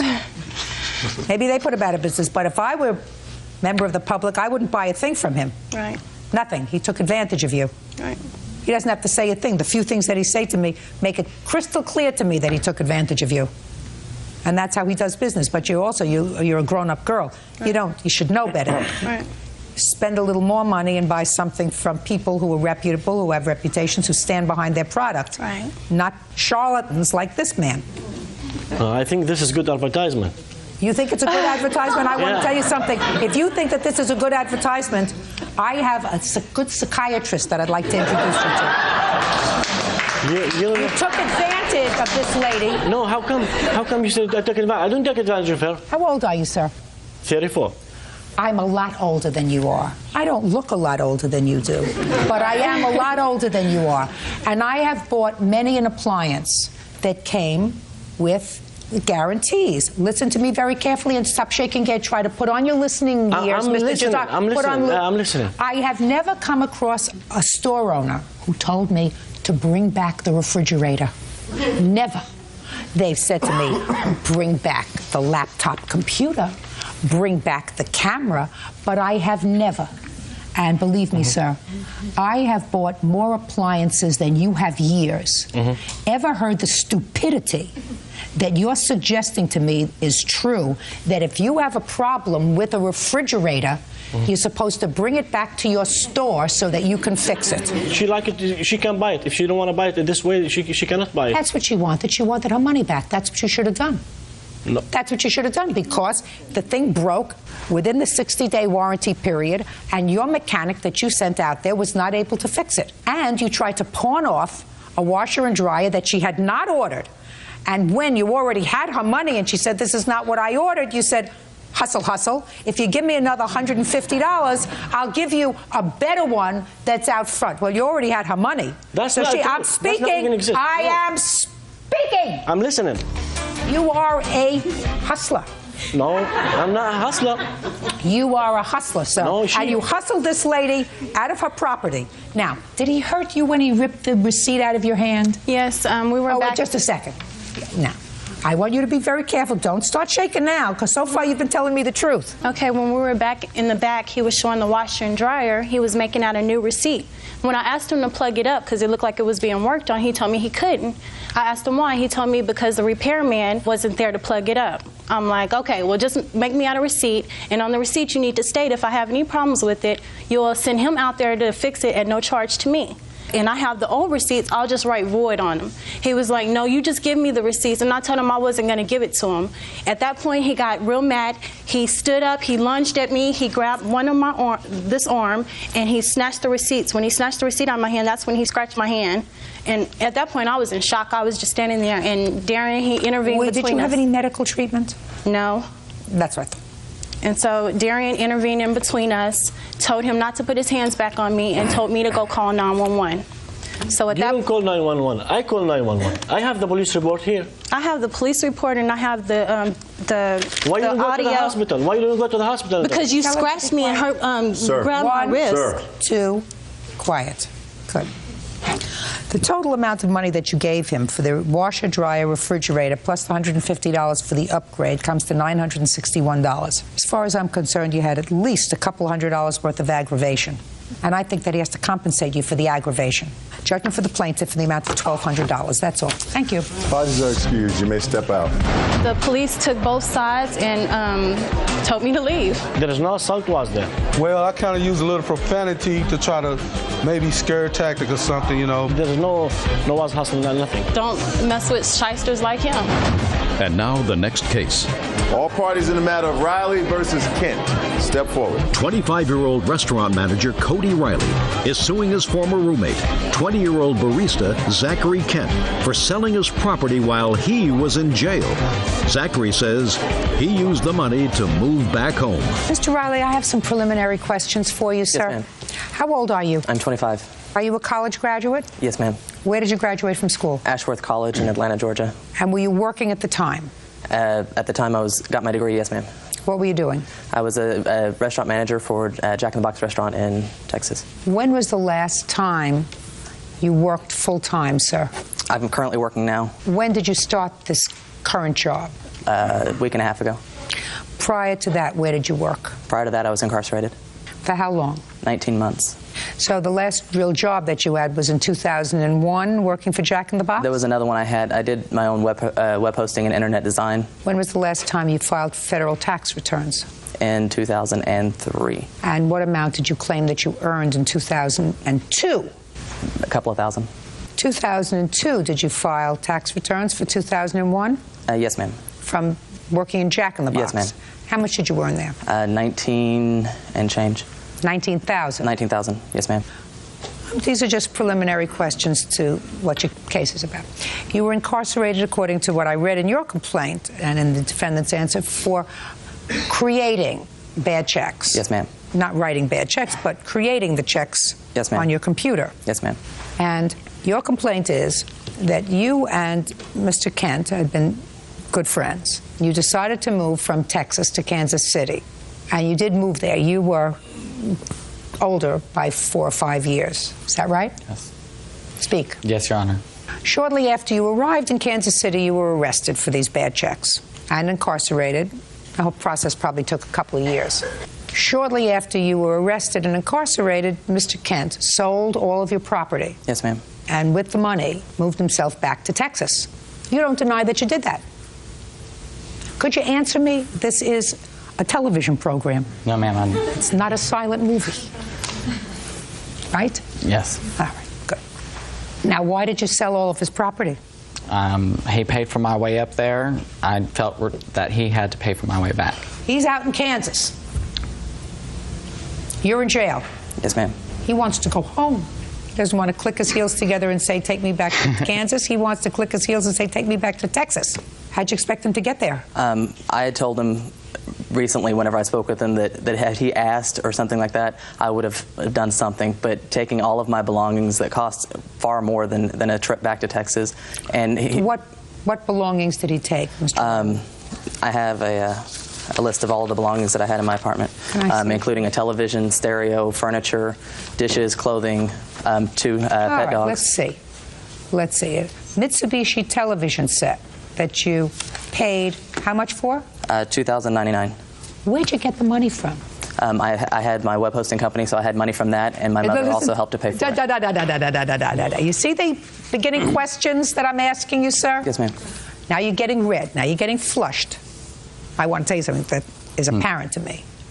We just went through the last 4 years of your life. The last 4 years of your life suggest to me that you had no discretionary income. So I want to know where you got the money for thousands and thousands of dollars worth of stuff, sir. Is it possible that some of this stuff was purchased with the proceeds from your forged checks? Yes, some of it probably was. You're coming into this court and saying, well, I wrote a whole lot of bad checks that I paid for a lot of extras for in my life. He had no right to sell it, and I want you to give me that money back. Your Honor, some of it was obtained through legal means as far as my jobs over the course of several years. Some of it was obtained via credit and with the help of the family. I've got receipts for those showing that they were credit and cash purchases. I don't care whether they were credit or cash purchases, or you were forging checks and cashing them. And I also paid restitution on all of that. How much did you pay? $3,000. This is $10,000 worth of merchandise, sir. How do you expect a court to differentiate between what you got through legitimate means and what you got through your forged checks? Some of the money I had probably came from the checks, but some of it came from the web hosting company as well. Some of it came from family. And I'm saying to you, you expect a court to spend 1 second of time, Mr. Riley, in trying to decipher what property you purchased through the sweat of your own brow, through legitimate means, and what property you purchased by using forged checks? No. And you expect me to spend a moment of my time? No, Your Honor, the police... Good, because I'm not. Thank you very much. Your case is dismissed. On the calendar, the matter of Brown versus Harrington. Parties have been sworn in. You may be seated. Ma'am, have a seat. Ms. Brown, Mr. Harrington and you had a relationship for quite some time. According to your complaint, you lived together, and while you were living together, you made him a loan in the amount of $6,000. In addition, there was, according to you, a violent episode in the home that you shared together where he assaulted you both physically and sexually, and he was arrested. Yep. Mr. Harrington said that the $6,000 was not a loan, but that you had lived with him for a period of time, never paid any expenses when you lived there, and this really was repayment for living expenses. And in addition, he says that while he was in jail for that one day, and you were only there one day, sir? Just for the night. Release me in the morning. In jail for one day, he says that the charges that you filed against him were false, and he wants money for emotional distress. How long did you two live together? A little bit over 2 years. From when to when? March until... March of what year? 2002, until the beginning of May of this year. And did you live in his home? Yes. Did you pay expenses in the house? Yes, I did. What kind of expenses did you pay? At first, he had a loan out for the garage, so I took over the loan for the garage while he paid for the house payment and the other bills, and I took care of the food. I'd buy all the groceries. Now tell me about this $6,000. Well, he had one of the other loans that he had out was for $6,000, and he was paying $100 a month on that loan. And I told him, I says, if you look at this, only half of it goes to the loan, the other half goes to the interest. I says, what we can do is borrow some money out of my savings account, get rid of this so we don't have to pay that interest anymore. In exchange, we just put that $100 back into my savings account instead. And Where that's did you what get $6,000 from? Oh, my dad had died and I had gotten some inheritance money. Okay. So what did he say? He thought that was a good idea. That way we would be saving money. Did you use a joint account? Yeah, both of our checks started going into the same checking account. All right, so let's hear about this $6,000. She says you didn't give her back the $6,000. Okay, this lady here, met her at the bar, and... Listen to me. Met her at the bar. Listen to me. I'm not interested in when you met her. I'm not interested when you started to date her. I'm not interested in anything but the $6,000. You want to talk about your relationship, you go to a psychiatrist. This is about $6,000. Your Honor. When? Can I say something? Who are you? I'm his daughter. Oh, he's a grown man. Okay. You take medication? No. Is there any reason why you can't tell me this story? He's nervous. I haven't done anything yet. Well, Your Honor. Shh. Don't speak. Mr. Harrington, I'm not interested in the beginning of your relationship. I'm interested in the $6,000 that she says you owe her. Could you get to it? The $6,000 was from when she moved in, and she agreed to pay the partial house payment with the utilities, and she said that she couldn't afford it, so she said she'd pay the loan off with her dad's inheritance that she received from him. That was no loan. I've got 9 months of bank statements here that she never put nothing in it. She never put anything in your joint account. It was no joint account, and she moved in. It wasn't a joint account until November 9th, 2002. Okay. I have proof right here.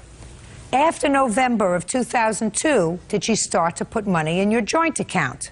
Yes. How much? I guess it was $742 or something every 2 weeks. And you used that money for expenses? Yes, the answer is yes. You used it for expenses. Your expenses, her expenses. Yes. You lived together. This was a family, the Right. two of you. Now, what was the $6,000 debt that you had? What was it for? Was it from credit cards? Was it from a car? Was it from a loan that you I took out? suppose it was odds and ends for, I've got horses, it might have been $1,000 for them, no, it's just, the $6,000 wasn't applied to one thing. Right. All right, so this was clearly your $6,000 loan that she paid off with her $6,000, right? You're correct. Okay. Now, when you separated in May, according to you, there was an incident at the house. Yes. You want to tell me what happened? Because that goes to Mr. Harrington's counterclaim. Yeah. Well, in the middle of the night, I woke up with him putting handcuffs on me over the top of me, and I went to pull away from him, and I seen a gun sitting there on the nightstand, so I just stopped fighting just like that. I was scared to death. You understand that the jurisdiction of this court is $5,000. You Right. understand that. So the money that you say was a loan, the $6,000, far exceeds the jurisdiction of the court. So I find that the $6,000 initially that Mr. Harrington had spent was money that he had spent on himself, his horses, odds and ends, etc. They were not debts of a joint couple who were living together. So I'm entering a judgment in your favor in the amount of $5,000. Now I'm going to get, sir, to your counterclaim. I've read the police report. The police report, I don't know whether your daughter has read. Have you? No, I haven't. All right. The police report contains your fully Mirandized statement about what transpired the evening that Ms. Brown has described to me, and I haven't asked her to go into detail. It's really not necessary. And there is no question in my mind, sir, that based upon your confession to the police, Ms. Brown had sexual relations with you because she felt intimidated. Now, you may have thought that that was a way to spice up your sex life, sir, but clearly she did not. You acknowledged you used handcuffs. You acknowledged you took a gun out and placed it on the night table. You acknowledged all of that, and you seem to think that that was okay. Now, I don't know why the district attorney chose not to pursue this matter. I haven't a clue. They found the handcuffs where she said that they were in your home. You acknowledged that you took them out without her consent. You did say that when she told you to take them off, you took them off. But that doesn't say that she wasn't, in fact, intimidated and frightened by your actions, because according to you and according to her, you had never done that before. I would be frightened, wouldn't you? Wouldn't you? No comment. You wouldn't be frightened if a man that you lived with for the first time took out handcuffs while you were half asleep, put handcuffs on you, proceeded to have sex with you, and you turned over to the night table and there was a gun there? That wouldn't frighten you? I have no comment. You have no comment. Good, then say nothing. In any event, your counterclaim, sir, is dismissed, because the crux of your counterclaim is that you suffered emotional distress from being in jail for that one night. If it were up to me, you would have been jailed for a lot longer than one night. Your counterclaim is dismissed. That's all. Buddies are excused. You may step out. You better watch yourself. Not very smart. Women, what can I say? They have you arrested, clean your house out, and still want more. I knew my side of the story was true, and it would come out this way, so I'm very glad it's over and done with. It just says, love Wanda. From Wanda with handcuffs on it. The message behind that was meaning that we were joined together. Hey, this is just one of them, but I got one every year. Nothing to do with sex or nothing. It meant that I was committed and we were together. What they did that night is not something that is rare. He even asked me about it when I gave it to him, and I straightened him out right away that it just meant that we were committed to each other. For her to sit there and say that they've never done it before is We've had him out. We've played around with him before. Oh, I'm glad it's over with. And now the next case. All parties in the matter of Craddock versus Rodriguez. Step forward. Small business owner Joanne Craddock is suing her sister, cocktail waitress Deborah Rodriguez, and her husband Gilbert for their share of a Disneyland vacation. The couple says Joanne gave them the money because they couldn't afford to go on the trip. Miss Craddock. Yes. Mrs. Rodriguez is your sister, and I assume this is her husband. Is that right? Correct. According to your complaint, your sister owes you for the expenses for a trip that the two families took to Disney. Yes. Your sister says that there was never an agreement to pay you back the money that she did in fact use. She had some financial problems. You insisted that she accompany the family to Disney, told you would take care of things, and that this whole thing stems from an unfortunate incident surrounding your father's death. When was the trip to Disney? November of 2003. And was it an overnight trip or a day trip? We were there for a week. Debbie and Gilbert took our van, and we took our other van and drove down, and we stayed at a timeshare for a week. So far, is that true, that you took their car? Yes. And the trip had been planned for both families? Yes. So why did it become necessary for you to take money from your sister? On November 9th, I got in a car accident where it was a 3-car accident. One car hit my car right on the driver's side door. Was taken by ambulance to the hospital. Had to be out of work. The car had over $5,000 worth of damage. So I had to call my sister and tell her that I wasn't going to have the money to go. She really wanted us to go on this trip. Is that what, did she call you? At all. Okay. Tell me what she said when she called you and told you she needed your car. We had offered her our van, and they would just put the gas in it, and we would take our other van, and the timeshare was already paid for. We each had our own timeshare. Had you paid for it already? Yes. How much was that? $220, I believe. We paid for that almost a year before we went, so that was all So paid the for. room was paid for? Yes. So what was the conversation about money that you had with your sister? They told us that they were low on money, they didn't have any more money, and we said that we would put things on our charge for you, but don't let me have to take you to Judge Judy. Honest to God. And here we are. Judge Judy continues in a moment. Things went very badly. She was behaving badly. She was making everybody very uncomfortable, and I had to kick her out of the house. Real cases, real people. Judge Judy. Joanne Craddock says her sister and brother-in-law owe for a trip to Disneyland. Deborah and Gilbert Rodriguez claim the money was a gift until a family argument changed everything. So she started to put monies on the credit card for your family. Mm-hmm. What makes you think that she wasn't expecting to be repaid when you could afford to repay her? I couldn't afford to repay her, and she knew that. I said, what makes you think, considering you are not families who have lots of spare cash, car hit you, I assume that you're suing the driver of that car? Yes. So eventually, are you going to either settle that lawsuit or come into some money? Why would you think that your sister, who doesn't have a lot of money, would not expect to be repaid? Because I called her before we took the trip, after my car accident. I'm a cocktail waitress. I live on my tips. Yes. I knew I would not have enough money to do this trip. And she said to you, what? She said, I want you to go on this trip, and I'll help you out. So my question to you is, I'm going to come back to my question. She helped you out. She gave you a car to go down in.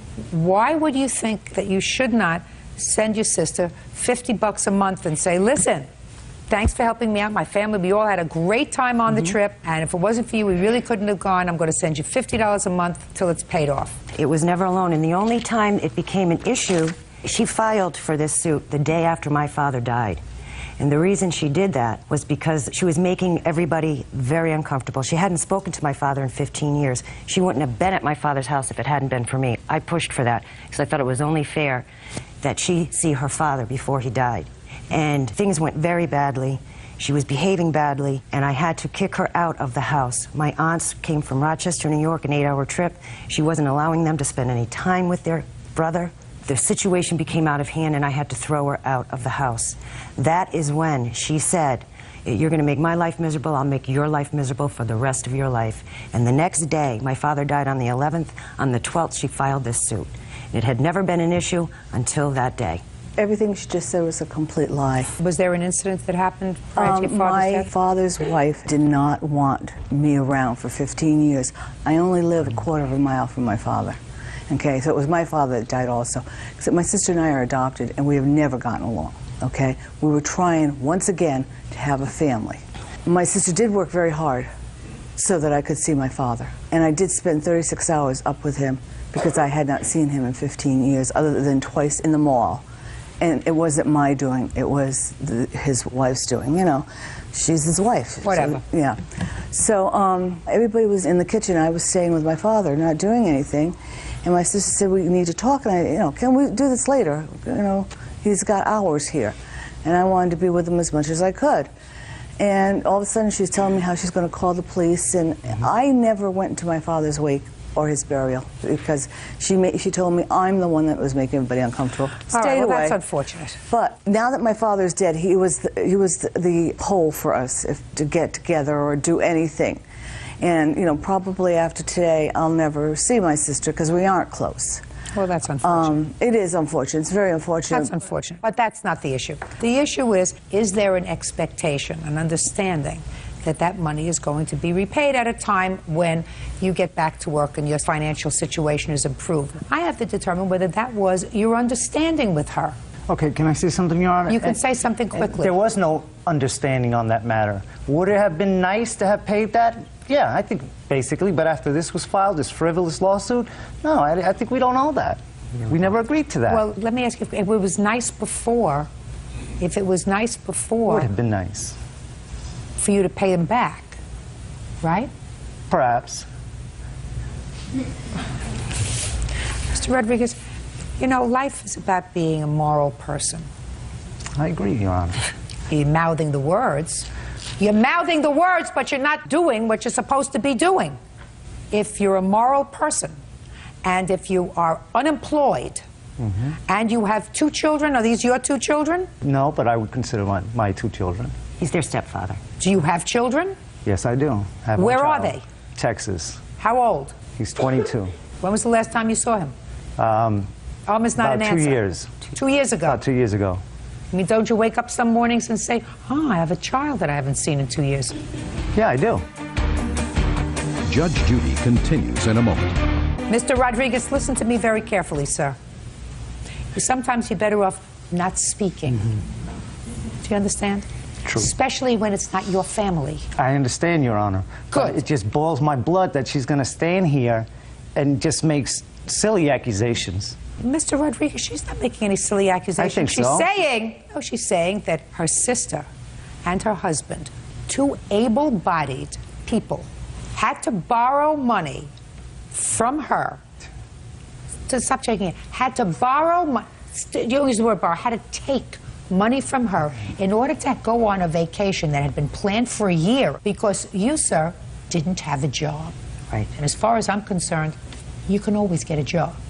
It's not necessarily the job that you like. When I used to sit in the family court, you know what I would do? On my way into work, I would pass all the places where there were signs that said help wanted. Car washes, grocery stores, fast food restaurants, and I would have a list of those places and their addresses. And whenever a father came to court and said, I don't have a job, I can't pay child support, I would say, I have a list here for you. Because when you make a family, you have to work. You don't rely on somebody else to take care of your business. That's why you're supposed to sometimes, Mr. Rodriguez, keep your mouth shut. Got it? Good. Judgment for the plaintiff in the amount of $380. That's all. Parties are excused. Case number 269 on the calendar in the matter of Feinstein versus Fairley. Parties have been sworn in, Judge. You may be seated. Have a seat. Mr. Feinstein, it is your complaint that you were assaulted and your car vandalized while you were at the defendant's bar. Yes, Your Honor. And the defendant, although I don't think you were there, is that right? I wasn't there. She says through her employees, I'm sure she has witnesses here, are going to tell me that you were very drunk. Yes, ma'am. And, well, I gather you acknowledge that you were very drunk, and any injuries that you sustained were sustained as a result of you flailing around and hurting yourself, and they don't know anything that happened to your car. So, what's the name of your bar, pub? Scotland Yard Pub. Which of your employees was there that evening? Justin and Eric. All right, stand up, please. And you don't know anything about this of your own personal knowledge? No, I wasn't there. You can have a seat. Justin? Yes. And Eric? That's correct. What is your given first name? Lucky. That's what your parents named you? Yes, ma'am. Interesting. Are you an only child? No, there's 3 other siblings. Are you the first, second, third, or the fourth? I'm the 4th. You're the last one. Lucky to be here. Got it. Okay. When did this incident happen at the pub? The 22nd of what? First, we got to get the date. Questions get harder, Lucky. 7/22, I believe it was. Had you been to this pub before? Only a couple times before this. Immediately prior to the 22nd of July, when had you been to the pub? Maybe a week before that. So sometime the 15th, 16th. Yeah. Prior to that, when had you been to the club? Maybe a month previous to that one. Never had any trouble there? Never, no. You have a drinking problem? No, not necessarily. Yeah, I like to drink, but I don't consider myself having a problem with it, no. Well, according to you, Lucky, on the 22nd of July of 2005, you were drunk. Yes, ma'am. If I had to place a wager, I would say you have at least a minor problem with alcohol. I would agree with that, yes. Who do you live with? I live with my parents. They still think they're lucky? I help them. I think that they do, yes, because I help them out. So tell me what happened on the 22nd, Lucky. Okay, in the afternoon, I was at my friend's restaurant, which is a couple doors down from theirs. What were you doing there? I was eating pizza. They have a pizza place. I've been going there for the past 25 years. And I decided to go next door, and I was advised to never ever go into that place because I would end up in trouble there, because there's always trouble over there. I went over there and ended up there a lot longer than I anticipated. I had way more drinks than I, wanted to have, but I was having a good time, so I kept on. How were you having a good time? Well, I was shooting pool, and I was talking to people, and I was buying several people drinks. Then approximately 10 o'clock, 10:30 at night, I made the mistake. What time did you arrive there? Oh, maybe 3 o'clock in the afternoon, and I had maybe 12 beers there or something like that. I was out of control, I admit that, but I didn't cause any problems. I wasn't obnoxious. When you say you were out of control, Lucky, well, drinking-wise. Tell me what you mean. Drinking-wise, I overdid it drinking-wise, and I knew that I was drunk and I wasn't about to drive out of there, to leave, I was going to call a taxi, and I went into the bathroom. That was the mistake I made because the bouncer was in there. No words were exchanged. I looked at him, and the next thing I know, I was out unconscious.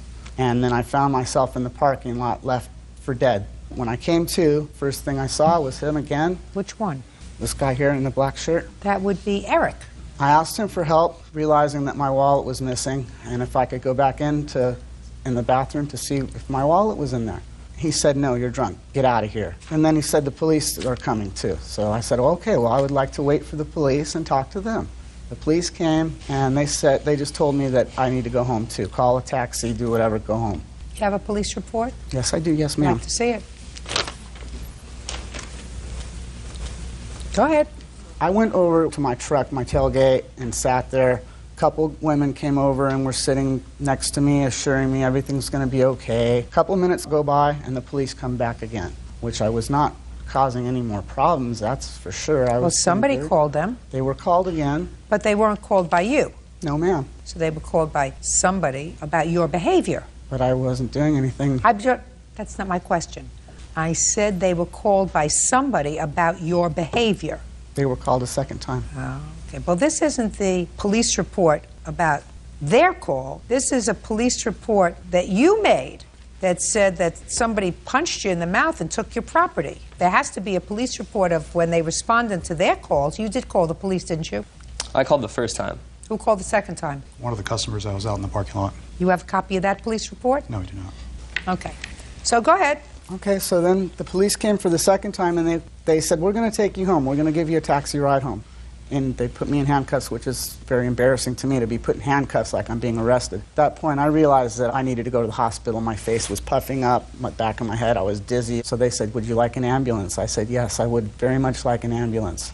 I went to the hospital, they sewed my lip up, and then I walked back towards my vehicle, which is several miles away from there. And it was about 2:30 in the morning at that time. I realized that my truck was vandalized. My windshield was busted. My car was keyed around the sides of my car. My tailpipes were kicked down to the ground. And at that point, I realized that I better not say anything to them. And so there was a taxi out in the parking lot, and I was taken home. The very next morning, I went back there and I talked to the owner, Patrick Sirely, and asked him if he would mind paying my hospital bill because I was beaten up in his establishment. But you don't know who beat you up. I'm not clear on that, but all I know is I saw him and then I was out cold. And then I found myself in the parking lot coming to, and then I saw him again, at my feet basically. Or I was at his feet. So who's going to start? I'll start. Okay, take your hands out of your pockets and start. When I got to work that night at 7, he came up to order another beer about a half hour into my shift, and I noticed that he was intoxicated, so I refused to serve him, and he went haywire and slammed his fist down on the bar. Put your hand down, sir. Called me a name that I don't think I can say. He started ripping up $100 bills in front of everyone from his wallet. Nobody laid a finger on him inside the bar. I didn't want to get into a physical altercation with him, so I waited till our doorman got on at 9. Finally, when he was put outside of the bar, he kept charging Eric, trying to bust his way back in. I went out to see what was going on. He threatened to get a gun from his truck and kill me and Eric and everybody else in the parking lot. Began kicking his own truck, pounding his head into his own truck, and punching into his own truck and other people's cars in the parking lot. At one point, he knelt down in front of Eric, took off his shirt, and said, just kill me right now, just kill me right now. And that's what it seemed like it was going to get to a point where I needed to call the police because people were very angry that he was... Is that when you called the police the first time? Yes. Judge Judy continues in a moment. If you drank too much, it's your fault. Nobody got you down there with a funnel and filled your stomach full of beer. You managed to do that all by yourself. And later today... You think you have an obligation to support your daughter? He never asked for support, or I would have given it to him. Why does he have to ask? Real cases, real people. Judge Judy. Lucky Feinstein says during a night of drinking, he was assaulted by bar doorman Eric Galan. Eric and his co-worker Justin Murphy claim Lucky was out of control drunk. Okay, Eric, you got on about 9 o'clock? Yeah, about 9 o'clock, and it wasn't too long until Justin called me over. And I tell Lucky that he was done for the evening, he needed to go someplace else. He asked why. He said, I told him that, you were giving a problem to our bartender. Come back some other night, I'll buy you a beer, and, that'll be the end of it. He got upset and irate, said that he had a gun in his truck, and he was going to start shooting the place up. One of the customers that was sitting outside got upset by that. They started having a yelling match. I got involved. I separated the two. And he continued to threaten people that were around. He said, I was going to come back and get you, shoot you, shoot you. And that's when he tried to bully his way through me. And as soon as he touched me, I just put him to the ground and held him down. When you say you put him to the ground, how did you put him to the ground, Eric? Tripped his leg and put him on his back, one hand on his chest, one hand holding his arm. I said he needed to calm down. As soon as I let go of his arm, he swung on me. And I just knocked it out of the way and held him down again. And Justin was outside and said, do I need to call the cops? I said, yes, please call the police officers. I got off of Lucky, went inside to make sure the cops were coming. Came back outside after a minute or two, and Lucky was already laid up against the wall at the pizzeria. Now, I didn't talk to Lucky at all in the bathroom. I don't know where that came from. So after he was laid out, he woke up a couple minutes later, and he asked me who knocked him out. I had no idea who did it. And then he started accusing me that I stole his wallet. Did you find his wallet in the pub? Did you find your wallet subsequently? No, Your Honor, I didn't.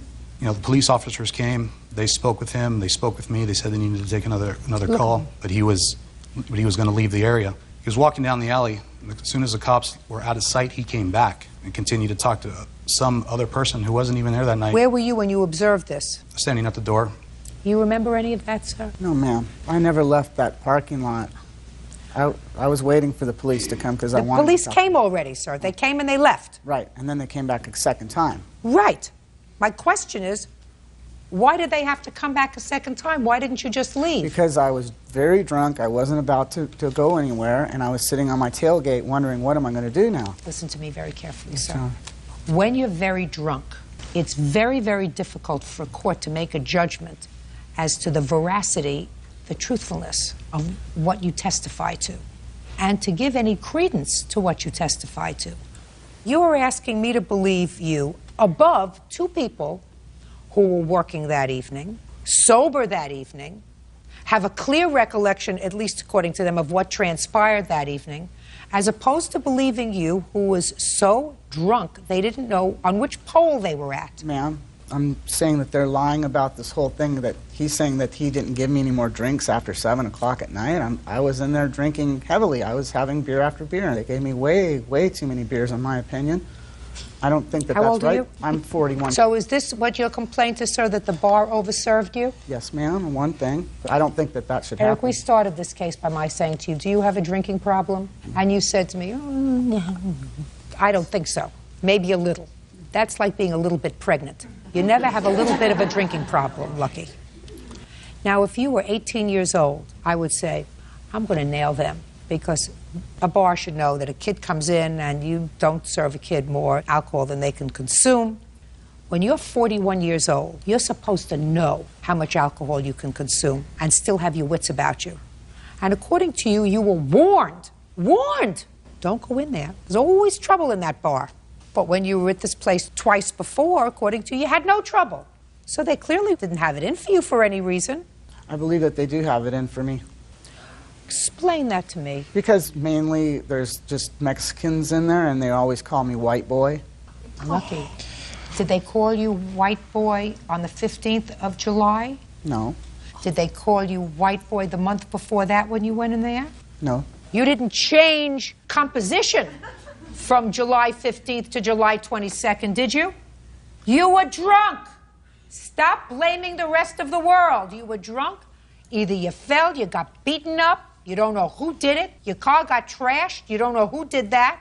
You have to accept responsibility for your own behavior. If you drank too much, it's your fault. Nobody got you down there with a funnel and filled your stomach full of beer. Nobody. You managed to do that all by yourself. If you had gotten into your car and killed somebody on the way home, I would take every piece of property that this lady had. Which someday will happen. Just a second. I would take every piece of property that this lady had, because under those circumstances, both of you would be responsible. I'd take every bit of property you had, and I'd take every bit of property she had, because somebody who was innocent got killed. The only one that got hurt that night was you. And you caused that yourself. So deal with it. Your case is dismissed. That's all. Parties are excused. You may step out. They're lying. No, I don't have a gun. He threatened me. He pounded his fist on the bar. No, that's ridiculous. That's ridiculous. Started harassing the female customers. I don't know if it was the bartender, but a lot of people, they beat me up. Threatening people who were trying to help. And now the next case. All parties in the matter of Suda, Frazier versus Heb. Step forward, please. 18-year-old student Nikki Frazier and guardian Sam Suter are suing Nikki's mother, Stacy Heb, for child support costs. Nikki says her mom won't turn over child support she receives from her father.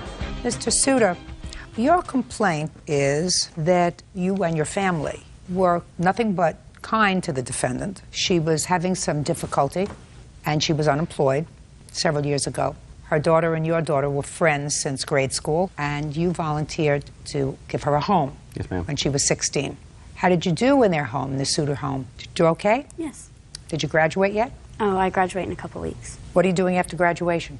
I want to go to college. How did you do in high school?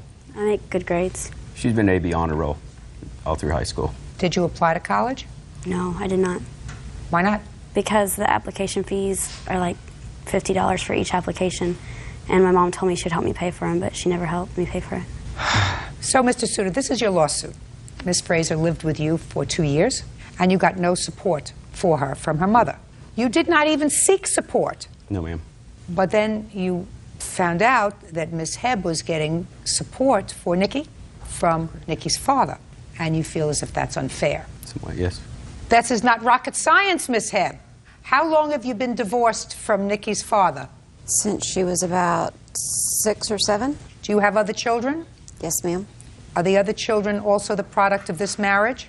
No, ma'am. And how much do you receive from Nikki's father for her support? $50 a week.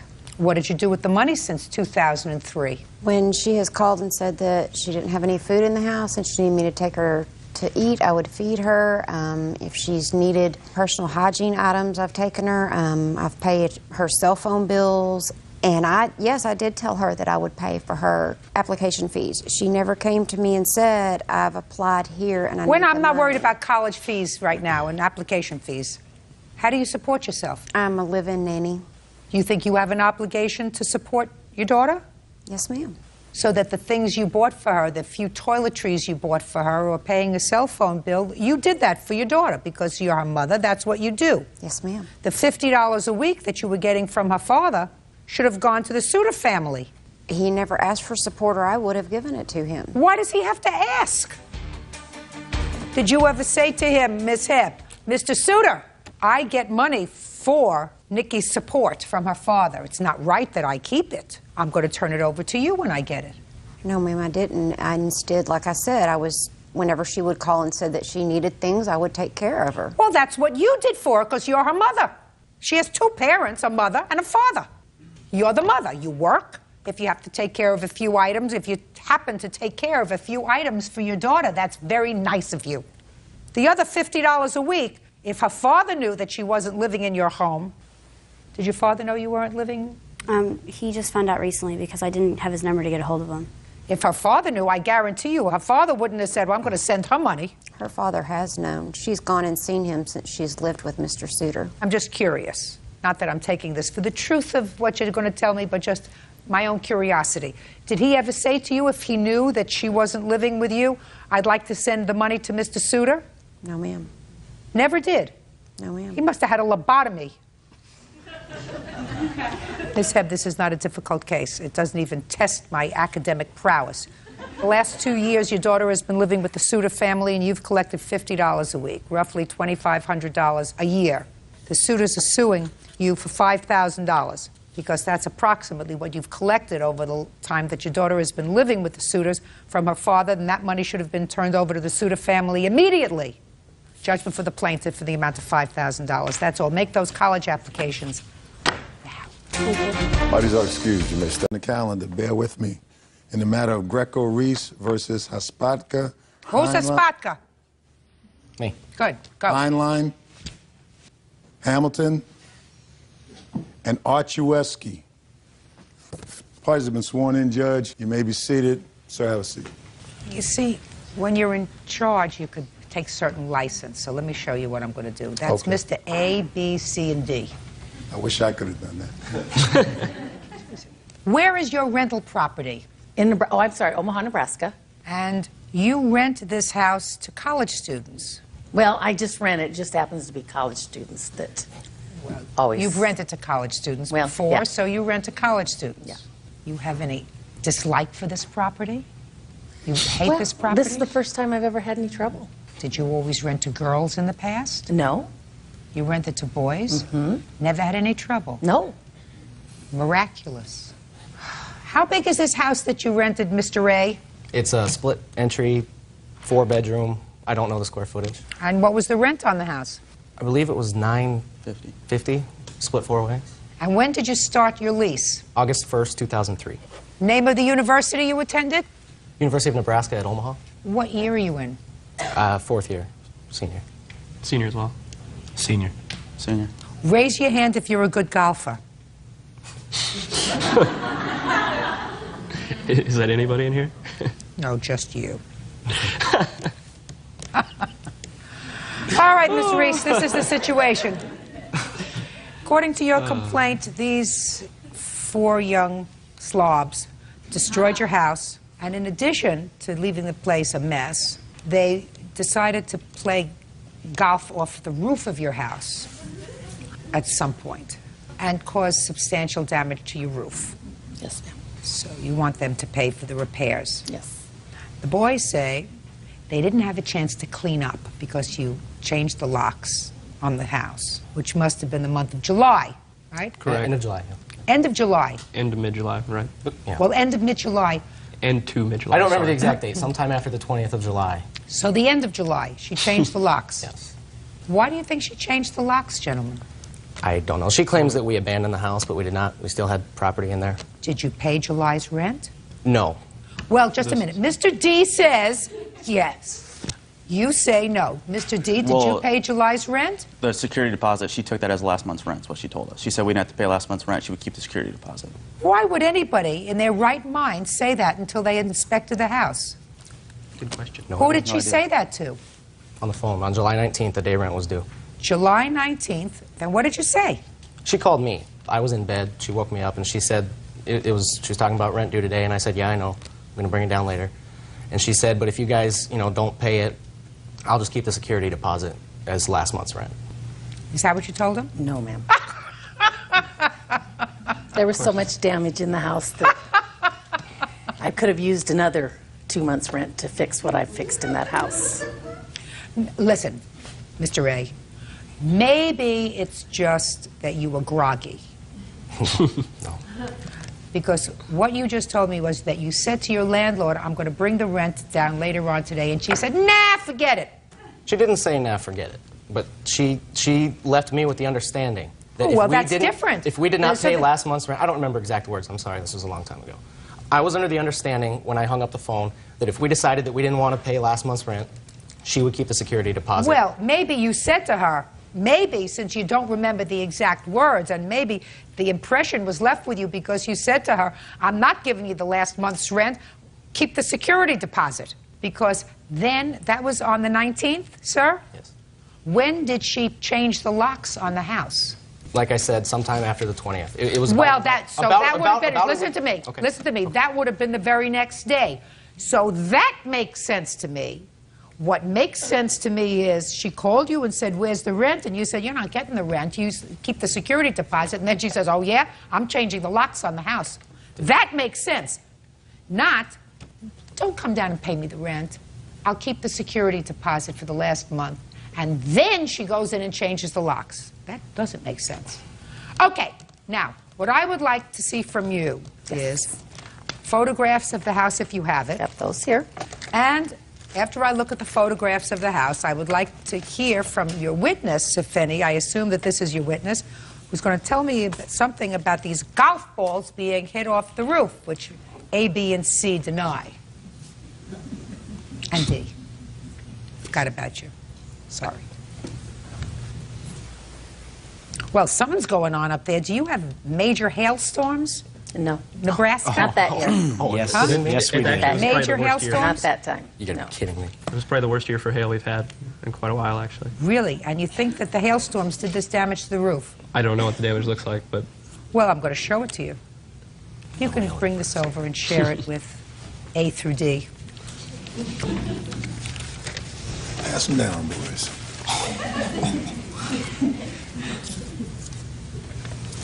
Your Honor. I assume since you didn't see the damage and you don't know anything about the I damage. do know one thing. Yes. I found out today that they had a fifth person living in my house because the man that came to help the last D, Mr. to D. help D Perfect. move out, was the one that told my new renters what they did, and they started it July 4th. Just a second. You're the new renter? That's correct. Tell me your name. Robert Schneider. Mr. Schneider, when did you meet these gentlemen, if at all? I believe it was either the 25th or shortly after the 25th of July. And where did you meet them? At the home. What were they doing there? They were removing their belongings. Did you have a conversation with any of these gentlemen? Yes, I had a conversation with a close friend of the defendant's. He said to me... Just a second. What was his name? You know, I don't recall at this time. I'm kind of flustered with names. I don't recall names very well. I'm more of a face person. I can't take your testimony. You understand that? Yes, I do. This is a court. Court, we take evidence, Miss Reese. If this young man had had a conversation with one of these defendants, then certainly he could have testified if any of them made an admission to him. But you want me to take his testimony about somebody whose name he doesn't know, who's not present today, and that's hearsay, to support your case. So I can't do that. A rental property. Gail says the house looked like it had never been cleaned. Okay. Do you have any photographs of the interior of the house, Miss Reese? Your Honor, I lost, well, I didn't lose them, my sister-in-law did, but I have the letter I sent them with all the things that were wrong with the house. It was the abandonment letter that my attorney told me to write to them. Whose job was it to clean the bathroom? kind of a joint effort. Well, nobody, I see roommates. nobody raised their hand. Who was it? Okay. Who cleaned the bathrooms? Usually probably me. That would be because it says here the bathrooms, and in big letters it says the bathrooms were disgusting. It appears as if it has never been cleaned. Well, based upon the lack of showing of hands, I would say that that's probably true. It's too late. Too late. Holes in the walls in the master bedroom, broken window, broken door frame. Who had the dog? Raise your hand. Dog! Mr. D, Mr. A. What kind of dog did you have? We had 3 Chihuahuas. Whose job was it to pick up the poop in the house from the dogs? Whoever's dog it was. Everybody pretty much. And who did it? We all did. We all did. Oh, there was some you missed. Small dog. Small dog. It's disgusting. You know, but you know. And if they would ever ask me, would you like to go visit my friend's house? I would say, no, thank you. They can join us for breakfast at McDonald's. Because I don't go to anybody else's mess. Bad enough I have to go and look at your mess. Yeah. So you have to understand that you've been very fortunate if you haven't had a mess. This is the first time I've had it this bad. I'm not even addressing the golf balls over here because you don't have any proof of that. You don't have any confessions and you don't have any witnesses who saw them hitting golf balls off the roof. And I'm not going to get any admissions from these guys because nobody even wants to admit who did the bathroom. Aside from the roof, let me see estimates of the damage to the house. I didn't have them because I just wrote everything down when I sent them in that abandonment letter. Yeah, well, that's not and good at enough. the time of the lease, when they signed the lease, they asked if they could have 1 dog. I don't care whether they have 1 dog, they can have 1 dog, they have 20 dogs. They got to clean up the dog's poop and not leave it in the closet. Listen, they did not pay the last month's rent, and they were there after the 18th of July. Therefore, they owe you the entire month's rent. That's $950. And based upon what I see in your abandonment letter and what they concede about the condition of the house, that they had 2 dogs, I mean, that's not something that you guess at. You guessed that they had 2 dogs. You found remnants of the dogs there. I can guarantee you that it cost $900 to fix up the mess that you left in the house. So you owe her $950 for rent, and you owe her $950 for cleanup. Well, you've already paid her $950 because that is your security deposit. Right. So, gentlemen, you owe the plaintiff $950. Divvy it up. That's it. Thank you. Parties are excused. You may step out. One of their friends told one of my new renters why the roof was damaged. Everything on the roof is baloney, if you ask me. We never went on the roof. I don't know where she got that from. I changed the locks and told them they had to call me when they were ready to get their stuff, that they were not going into the house. There was stuff that we damaged. She didn't have a chance for us to fix it. I mean, she just changed the locks. They're seniors in college. I hate to see what they did in high school. We're 4 college guys. Obviously, there's going to be damages done to the house. I feel sorry for the ladies at Miriam. In my opinion, she's a pathological liar. Now I understand why she's single. And now the next case. All parties in the matter of Gillitzer versus Morris. Step forward, please. 25-year-old administrative assistant Frank Gillitzer is suing his ex-fiancée, ballroom dance instructor Mally Morris, for the return of the engagement ring. Mally claims Frank told her she could keep it. Mr. Gillitzer, how long were you and Miss Morris engaged? Exactly 1 year to the date. And when did you become engaged? October 18th, 2002. And when did the engagement terminate? October 18th, 2003. And you are seeking in this lawsuit the return of the engagement ring? Correct. When did you ask for the ring back?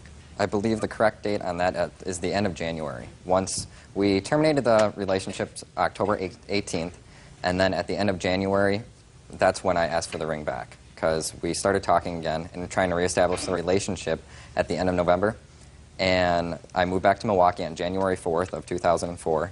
And at the end of the month, I found out that it just is not going to work. At that point, I started asking for the ring back. Real cases, real people. Judge Judy. Frank Gillitzer says his ex-fiancée, Mally Morris, owes for the return of the engagement ring. Okay. What did Miss Morris say to you the first time you asked for the ring back? The first time, she said no, she's not giving it back. And Did she give you a reason? Honestly, at that time, no. I have emails stating that she's just not returning anything of the ring or... Well, let me see if you have an email with regard to the ring. Here are 3 emails stating that she's not giving the ring back. Why wouldn't you want to give him the ring back? Well, Your Honor, I had already returned the ring, and then...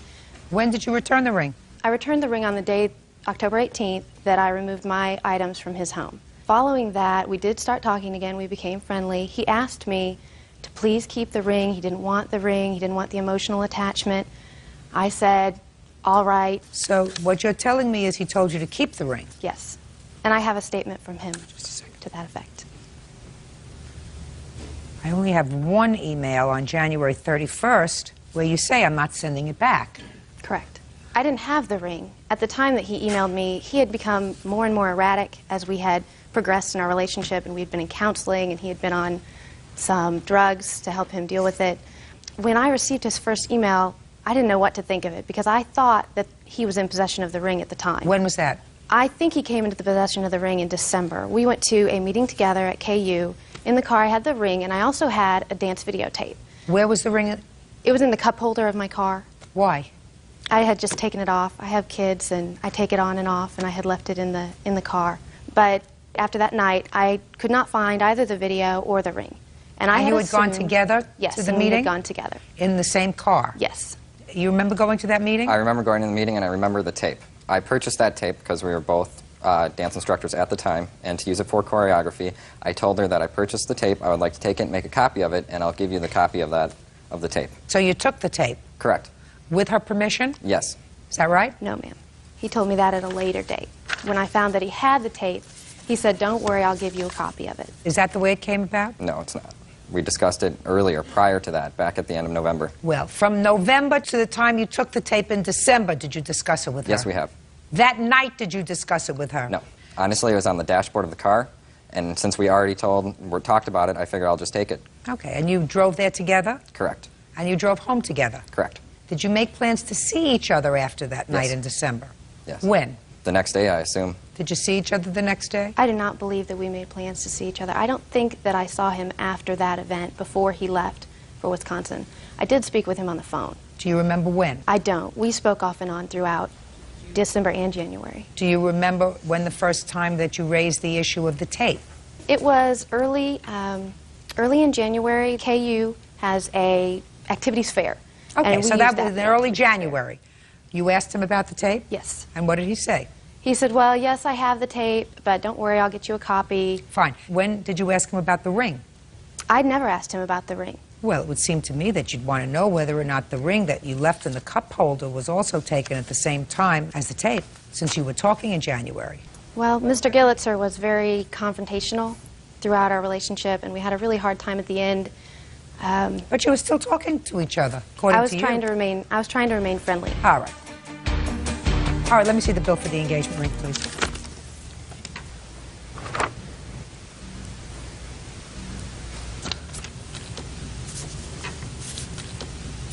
Okay.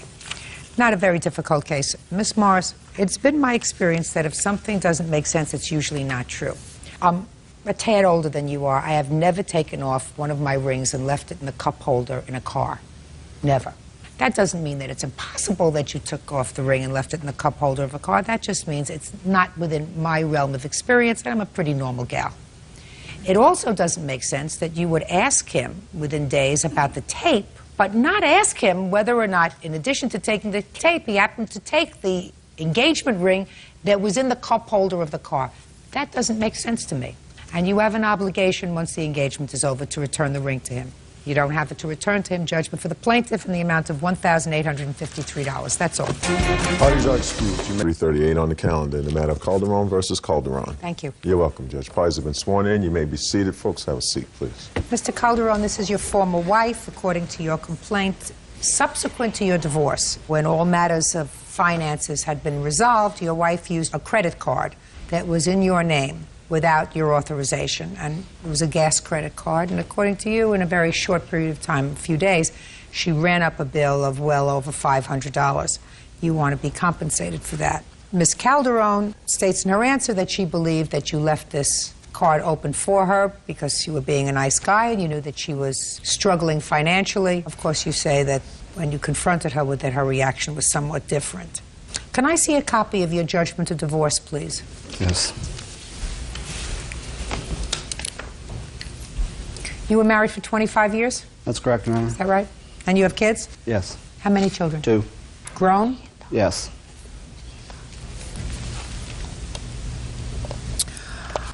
It is clear from the judgment of divorce that any and all liabilities incurred after December 14th of 2004 belong to each of you separately. Now, when were these credit card bills made? October 13th through the 19th. Of 2005? Of 2005. I have a Can I see them, please?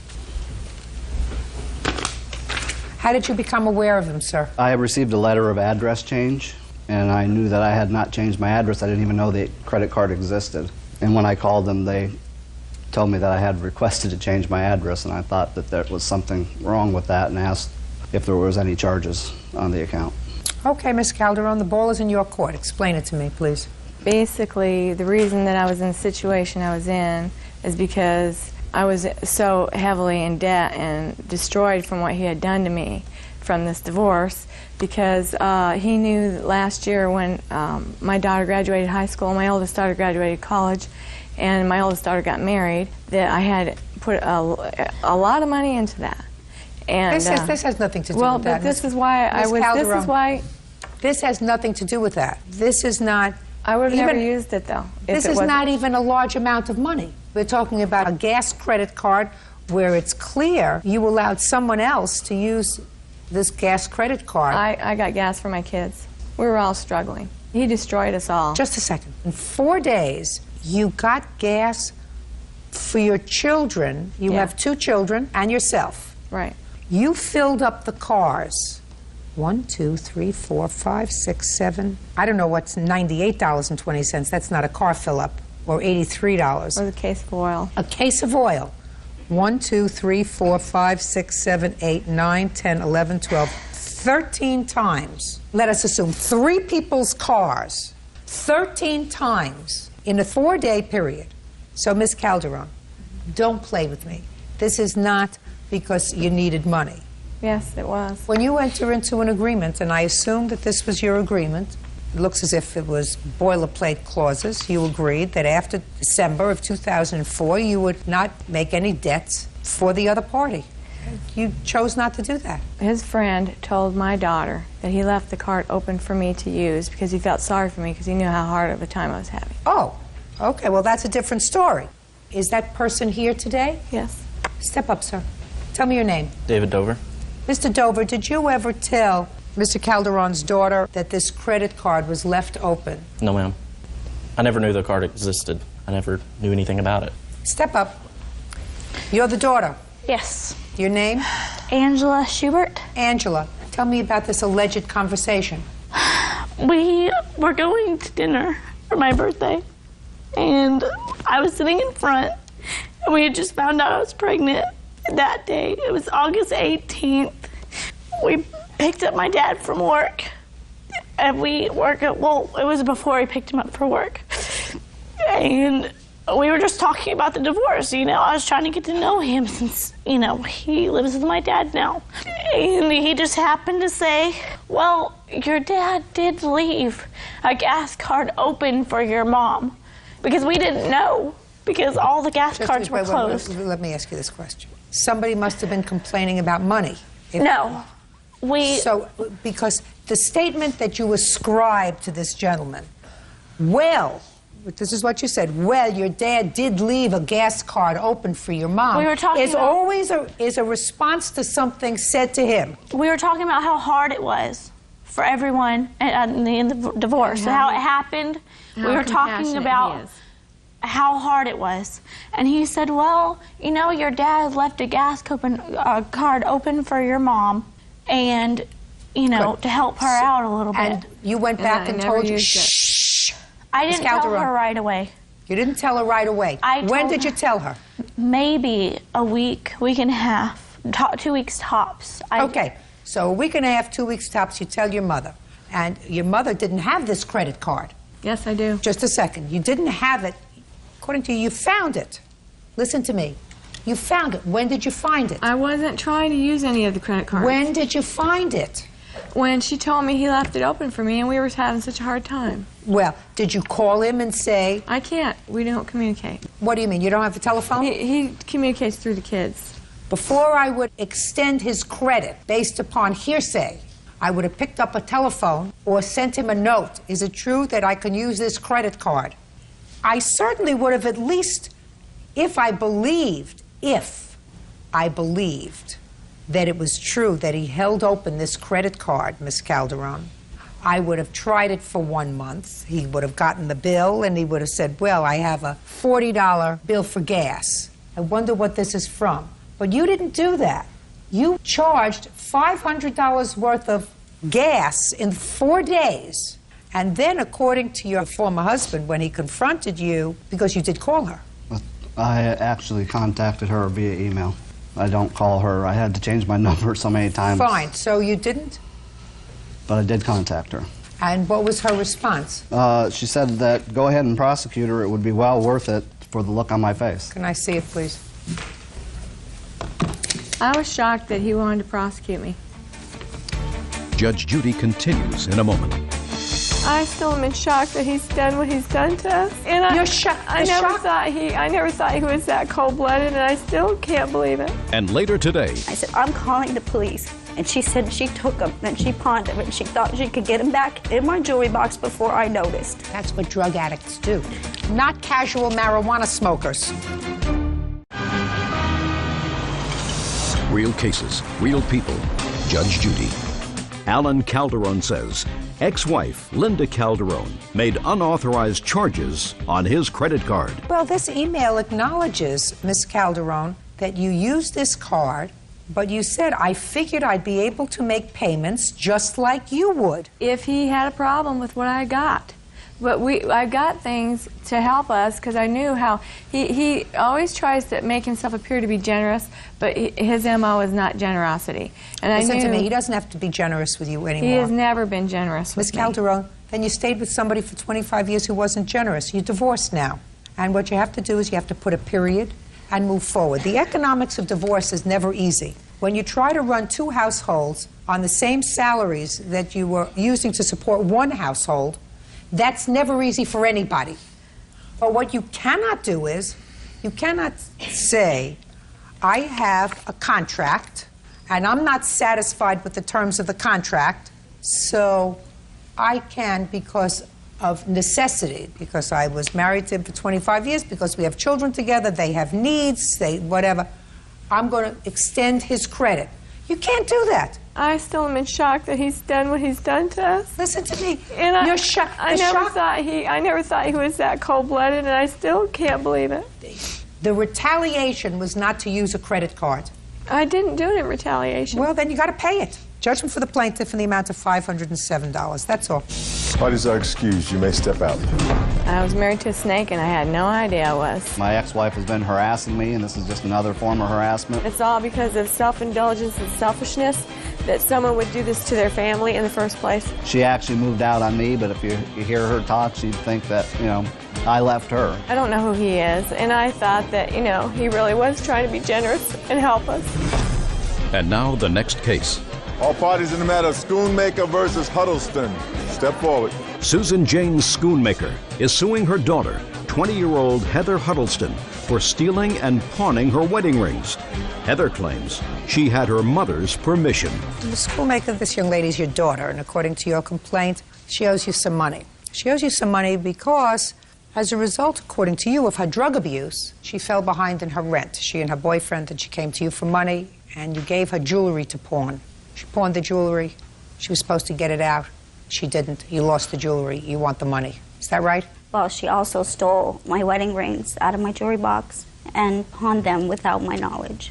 For how long has your daughter had a drug problem? I didn't know that she had one. She told me it was her boyfriend. When she came to you and asked for money, she told you that the boyfriend had a drug problem? She said that he was spending money on things he shouldn't be. He was doing drugs and stuff like that. So then why in the world would you give her jewelry to pawn? I gave it to her so she would have a place to live. I didn't want her. Why couldn't she come home? I have other children that I don't want exposed to the lifestyle that she was doing. Well, just a second. I thought you said there was nothing wrong with her lifestyle. It was the boyfriend. I don't know what her lifestyle was. I know that she was spending money and doing things that she should not be doing. That's the reason that she left. And you shouldn't have given her your jewelry. You're right. So then what are you doing in court? I'm doing it in court because she stole rings from my jewelry box that I had no knowledge of. I want you to forget about the pawn jewelry. Right.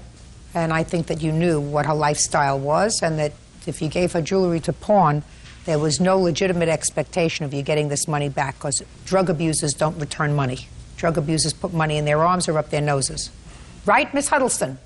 Yes, ma'am. Your mother says that after she gave you this jewelry to pawn, which you did, you stole some property from her. Did you? That's not true. Well, tell me about these wedding rings that she said that you took. The wedding rings she never wore, and I came upon a time when I needed money for rent, and she told me to go ahead and take the jewelry out of her jewelry box, the wedding rings, to pawn them so I could pay rent, because she never wore them. She hasn't worn them in 5 years. That's not true. What other jewelry did she give you? Previously, she had given me a bag of gold necklaces and a ring that my grandmother had given her. She offered it. I never asked her for money. I told her that I was having problems, and she offered it to me. That's not true. What kind of drugs were you or are you involved with? I was smoking marijuana, and she knew. And the boyfriend? Anything and everything. But not you? The only thing I ever did was marijuana. Susan Jane Schoonmaker says her daughter, Heather Huddleston, stole her wedding rings and pawned them. Still with the boyfriend? Nope. Who do you live with now? I live with friends in Arizona. Do you work? Not yet. I'm a student. You're a student where? At massage therapy school. Who pays for it? I got a grant. Who pays for your living expenses? I do. From what? I have money. From what? Doing various jobs. I clean houses and babysit. Oh, what a bunch of baloney. What a bunch of baloney. It's true. My dear Miss Huddleston, you wouldn't know the truth if it came up and cracked you in the face.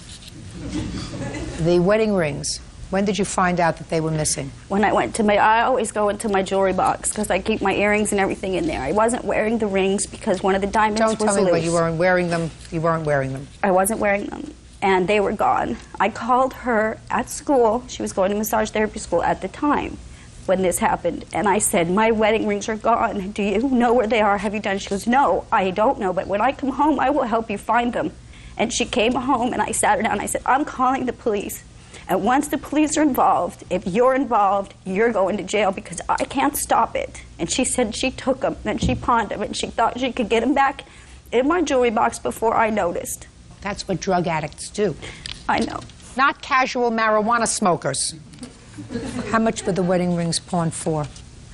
$150. Did you go to the pawn shop to try to get them back? I didn't know what pawn shop it was, and her boyfriend called me and told me after she left him, for no reason, he didn't even know that she had left him, that he went down to the pawn shop because that's where he gave her the money to go down and pick them up and bring them to me. She told me she was on her way to my house to do laundry and bring me my rings and never showed up. And this is the first time I've seen her since then. The pawn shop had sold all the rings a while ago. You know who she's living with now? A guy that she met on the internet. One guy? Or One friend? guy with his old girlfriend and his baby. How old is she? She'll be 21 in December. I've tried to help her. I don't know how else to help her. And I feel like she needs to start paying for the things that she's doing. And I just thought here at least she would start seeing what her actions are going to start becoming. They're going to get worse. I don't want to have to pick her up in jail. And I won't. Sometimes you have to hit rock bottom before you're ready to turn your life around. That's what I'm hoping. When did she leave home? She left home when she was 19. You go to live with this boyfriend? She knew him a week and left. Who else lives at home with you? My 17-year-old daughter, my 12-year-old daughter, and my 10-year-old son. You know what these rings were appraised for that you took? I went in and I got an estimate on what it would cost to replace all of the rings. Not all the rings. No, I know, but it has just them separated. My wedding ring and my engagement ring set is on here. $28.99 for the engagement ring and $880 for the wedding ring. Are you still married to the man who gave you the rings? Yes, I am. We've lived together for 16 years. He's not her father? He's not her father. But you'd never know the difference. Anything you want to say? She told me that those rings were remnants of an unhappy marriage and that she was happy to get rid of them. And that's why she let me pawn them. And I never said that. I just think it's really funny, you know, she was helping me out, and now because she's getting in trouble from my stepdad and my grandma, she's got to turn around and blame it on me, and I just don't think that's fair. What do you think is fair? I didn't do anything wrong. She gave it to me. You did do something wrong. You came to your mother and you said, I got a drug addict boyfriend, I'm behind in the rent, you were living a lifestyle that was inappropriate, and you came to your mother, who clearly is not a rich lady, because if she was a rich lady, she would have had the money to give you for the rent. She didn't, so all she had was this bag of jewelry, and you're a big girl. You chose to be a big girl. You chose to move out of your house and live on your own. I never asked her to help me. She offered to help. How would she know that you needed anything unless you came to her and said, I don't have rent? Listen to me. How would she know that you needed money unless you came to her and told her that you didn't have rent money? Because I came over one day and I was upset. And like any caring mother would, she asked what was wrong. At least I thought she was caring. Sorry. You got to do the right thing. You still have time. If you continue to make bad choices in your life, you know what's going to happen. You're going to end up being, instead of a 20-year-old bum, a 40-year-old bum. If you lie down with dirt, you get dirty. Did you ever hear that expression? Did everybody say anything like that to you? If you lie down in dirt, you're going to get dirty. And it sounds to me like you went from the frying pan into the fire. It's not too late. You're still a young girl. But you better start making right choices. Because if you don't make right choices, you're going to end up a 40-year-old dirty girl instead of a 20-year-old dirty girl. Judgment for the plaintiff in the amount of $2,500. That's all. Parties are excused. You may step out. 64 on the calendar in the matter of Overturf Crawford versus Cooper. Parties have been sworn in. You may be seated. Folks, have a seat, please. What's your name, sir? Jerry Overturf. Is this your girlfriend? Yes, ma'am. She can sit down. Mr. Overturf, this is your former wife. Yes. You have 2 children. That's correct. Together. You have custody of the 2 children, pursuant to the judgment of divorce? Yes. How old are your children? My son is 14 and my daughter is 16. And how long have you been divorced? A couple years. How long have you and your former wife been separated? 3 years. During that 3-year period, did your son and your daughter always reside with you? My son has always resided with me. She took my daughter with her. When did your daughter come to live with you? Just about 2 years this month. So far, is that all correct? Samantha hasn't always resided with us. She came to us when she was 2 months old. She's an adopted daughter. She's your daughter. Okay. Now, you have primary physical custody of the children, and your daughter was visiting with her mother. When did this visit begin? The first part of June of this year. Was she supposed to spend the summer? She was going to go down there and be with her until about the 6th of July. And your arrangement was that Mrs. Cooper, is this your husband? Yes, ma'am. That Mrs. Cooper would pay for her transportation back and forth for the visit. Yes, ma'am. Right? Correct. That was your arrangement. But something happened during the course of that visit, and Mrs. Cooper had your daughter, whose name is Samantha, arrested and taken into custody for theft. Correct. And you had to go to where she was to have her released to your custody. You want your former wife to pay your expenses in going down to pick up your daughter. And you also have some nonsense claim involving your girlfriend, because your girlfriend was so upset about the whole situation, it exacerbated a medical condition that she has. That's incorrect. She already had this condition, and we'd been in to see the doctor. The doctor had said that she was having a major anxiety attack and had put her on some medication. And said This that is your girlfriend? It's my girlfriend, yes. Well, what I said pretty much, Mr. Overturf, was that you believe that this whole situation with your daughter exacerbated your girlfriend's medical condition. Isn't that what you're claiming? Well, anxiety, stress, whatever it was, and you believe that your former wife should be responsible for that. it added to it because we were asked to stay. Tell your girlfriend to get over it. But that's not what courts are about. You have a difficult family situation. You have 2 teenage children. And if she can't deal with it, she shouldn't be involved with you. But you don't come into court and sue for that kind of nonsense. That's why I told her to sit down. She has no lawsuit, so she's out of the picture. Now, let's deal with the fact that you had to go to get your daughter out of jail. You want to tell me when and why you had your daughter incarcerated? Yes, ma'am. She seems to be developing some bad habits, you might say. Her sophomore year, which was last school year, she was truant November to December, And the only reason I found that out was because I checked online for her attendance. So she ended up with 0 credits for her sophomore year. So let's get to June and July, please, why you had her incarcerated. So she come down with me, and where do you live? Flagstaff, Arizona. And where do you live? Meridian, Idaho. And she was with me. She didn't want to do anything except lay on the couch and talk to her friends on the phone. She used up 340 minutes worth of phone time the first 2 days she was there, so I refused to buy her any more phone time. And towards the end of her visit, she got in my purse and got my ATM card out and started charging phone calls to her friends on my card. And around the 1st of July, I checked my account, and there's all these charges. I'm like, what's going on here? So I confronted her about it, and she smugly says, yeah. I was like, okay.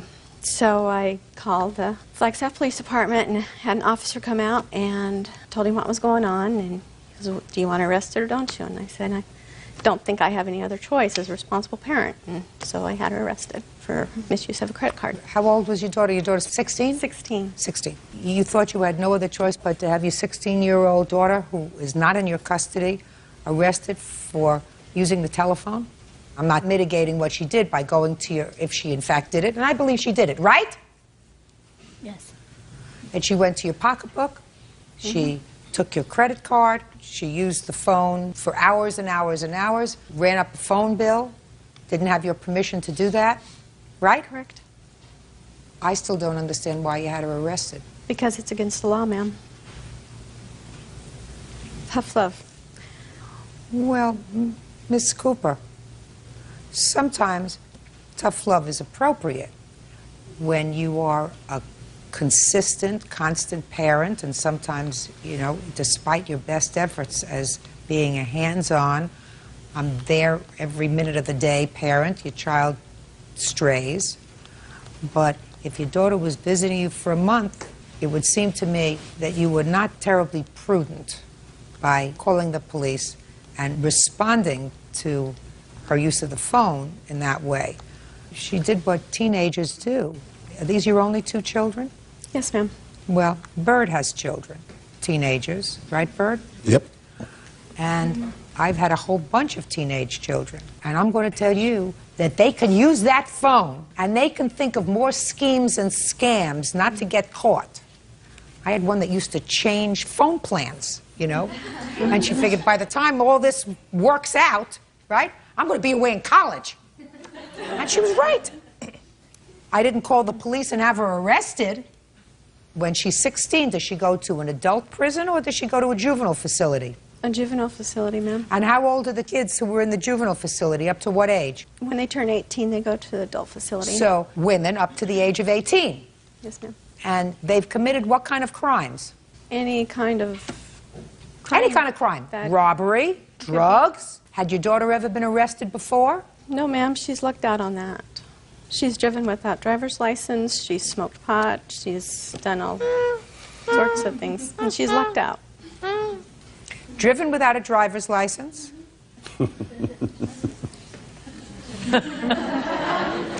Smoke pot? Did you ever have any of your kids arrested? No. Me neither. You talk to them, you're aggravated, you don't sleep at night, you stay up when they're out. There are a lot of things that you do. You either lose weight, or you gain weight, or you start smoking, or you start drinking, or whatever it is during those teenage years. But I never would have a child arrested for what really amounts to the overuse of a telephone. Judge Judy continues in a moment. How many days did you spend in jail, Samantha? I actually spent about 6 hours, and then I was released to an alternative home. Have you spoken to your mother since July? No. She has some thinking to do. And later today, You did not say it was a gift. No, I did tell him that it was a gift. He's absolutely right. Your conduct is outrageous, and standing there and lying is even more outrageous. real cases, real people. Judge Judy. Jerry Overturf says his ex-wife, Mary Jo Cooper, had their 16-year-old daughter thrown in jail for stealing. Mary Jo says she was practicing a little tough love. Now, what do you want to say? Well, Your Honor, I wanted to say that maybe my wife has forgotten a few things that her daughter's done, or maybe she doesn't want to mention it, such as stealing from her other family and friends. She is on a path that is not in her best interest. And you my wife think that a period of incarceration in a juvenile facility was going to mend her ways, sir? I certainly do. Now you may be seated, Mr. Cooper. Now, did you have to bail your daughter out? No, ma'am, I did not. You just had to sign her out. That's correct. If you hadn't gone to Arizona, how long would she have stayed in jail? Do you know? No, I do not. Okay. Samantha, your turn, right up here. Now, why'd you take your mother's card? I had, like she said, used a lot of minutes the first 2 days I was there. Why? Homesick, wanted to talk to my friends, don't know anybody. Okay. I had money my dad sent down with me. I offered to buy a card if she would just take me to the store. And I know it wasn't right what I did, even though I didn't have the card. I wanted her to take me to the store, that's all. And I would pay for the minutes on the card. Okay. Did you play hooky from school most of last year? I did. Why? I had some troubles with school last year. What kind of troubles? I didn't like the school. It was a change. I went from a small high school to over 1,000 kids in one school. It was a big change. What did you do when you stayed home? Slept, just lazy. And what about your father? Did he try to convince you to get to school? Yeah, so it was my fault. It wasn't my dad's. What about this year? I'm going full-time. I love my new school. I go to an alternative school. I have A's and B's. Have you spoken to your mother since July? No. She has some thinking to do. I hope she has some thinking to do. Now, the day that you got there, were you able to have her released to your custody? They were very good about it. When we got in, it was late in the evening, and they did something that they said that they normally don't do. They went ahead and woke her up. I got in at 1 o'clock in the morning. We signed an agreement, and I left my phone number, and they've been checking in on us to see how she's doing and making sure there's no problems whatsoever. How many days did you spend in jail, Samantha? I didn't spend any days. I actually spent only about 6 hours, and then I was released to an alternative, like, home thing. Did you like the 6 hours in jail? No. Okay. Miss Cooper, you had an obligation to ensure that your daughter would be safely returned on time to his home. You chose not to do that. I think that you made the wrong judgment. I think that you didn't handle this in a way that was in your child's best interest. That's my judgment. And I come from a position of law enforcement. I think that there are certain times when you have to resort to tough love for a child when their life is at risk. But in this situation, you were angry because your daughter seemed to be embarking on a path that you thought was going to lead her to no good. That usually requires you saying to a child, listen, I want to go into some counseling with you. I've made an appointment with a therapist. I want to sit down. I want to find out what's bothering you. That should not trigger you calling the police and saying my daughter stole money from my wallet. Judgment for the plaintiff in the amount of $1,500. That's all. Parties are excused. You may step out. It was a vindictive move is what she was trying to do. I know that it was wrong that I took her credit card. I think Samantha is basically a real good person, has a lot of potential. She's a beautiful person. She can do it if she wants to. Pushed her away, pushed the whole family away is what she's done. I don't talk to her. And now the next case. All parties in the matter of Graham versus Goins. Step forward, please. Housekeeper Dorothy Graham is suing her daughter, 24-year-old homemaker Tina Goins, for the unpaid balance on a computer. Tina claims the computer was a Christmas gift. Miss Graham, this young lady is your daughter. Yes, ma'am. And it is your claim that you made a loan to your daughter to enable her to buy a computer. Yes, ma'am. The agreement was that she would pay off the computer. It is your claim that she made some payments on the computer and then stopped, and you want her to pay the balance. Yes, ma'am. Your daughter says that the computer was a gift, that she did make some payments on the computer, but that was really done just to help you out when you were having some financial difficulty. No, ma'am, that's not true. How old are you? 24. Are you divorced? No, I'm not married. You have children? I have 2. How old are they? 7 and 2. Who do you live with? My boyfriend. Is he the father of any of these children? He's the father of my 2-year-old. Does he work? Yes, he does. What kind of work does he do? He does construction. Does he work all the time? Every day. Does he have children? Just other the than one the we have 2-year-old? together. That's the only child he has? Yes. How long have you been living on your own? Since I was 15. How come? Because I moved out with my first son's father. And you moved again? Yes. With your present boyfriend? No, on my own. Me and just my son. Real cases, real people. Judge Judy. Dorothy Graham says her daughter, Tina Goins, owes for a computer. Dorothy claims Tina started paying for it and then stopped. Tell me about this computer.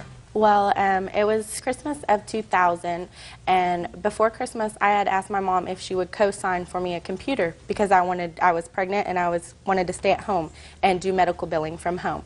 Well, she said, no, I'm not going to co-sign for you. I'll buy you one for Christmas. It'll be a gift from me to you for Christmas.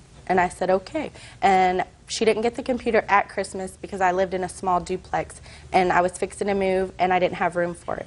So we waited until like February of March of 2003 and then we ordered the computer through Dell and she paid for it. There came a time when you made some payments. When was the first payment that you made? The first payment that I made was in October of 2003.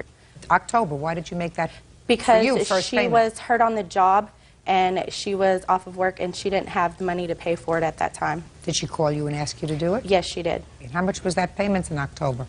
$44 a month. How many payments of $44 did you make? Probably about 7. When did you stop making the payments? In August. Why? Because our car broke down the day the computer payment was due, and that's all the money that I had in the bank, and we had to get our other car fixed because my boyfriend needed a way back and forth to work, and I have kids I have to take to school every day. Okay, now let me hear you. Well, she approached me to buy her a computer because her credit was bad, and she said if I would get it on my credit, then she would pay it off in March when she got her taxes, and she hasn't done that. Did you have a discussion with her at that time? Yes, I did, and at that time, she had just had my grandson, and she told me she was going to pay for it, and then she bought a new car instead when she got the money.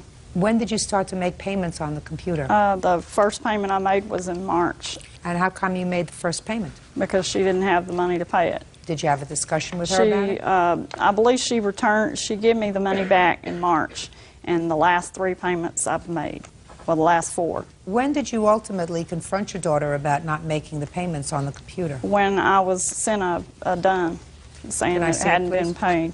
Sure. It should be, this should be it.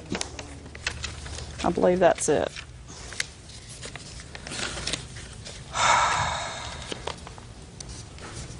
Well, this indicates in August that $128 were due, so that they were substantially behind. Did you know that they were substantially behind? No, I didn't. Okay. I assume that you had a discussion with your daughter when you received this. Yes. When was that? That was the next day after I paid it. And what did you tell her? I told her if I was going to make the payments on it, then I want the computer. And I took a police officer out there and tried to get it, and she refused to give it to me. Why did you take a police officer out to your daughter's house? Because I know how she is. She would have fought with me. She'd have called the police on me, and I didn't want that. So what happened when you got out there with the police?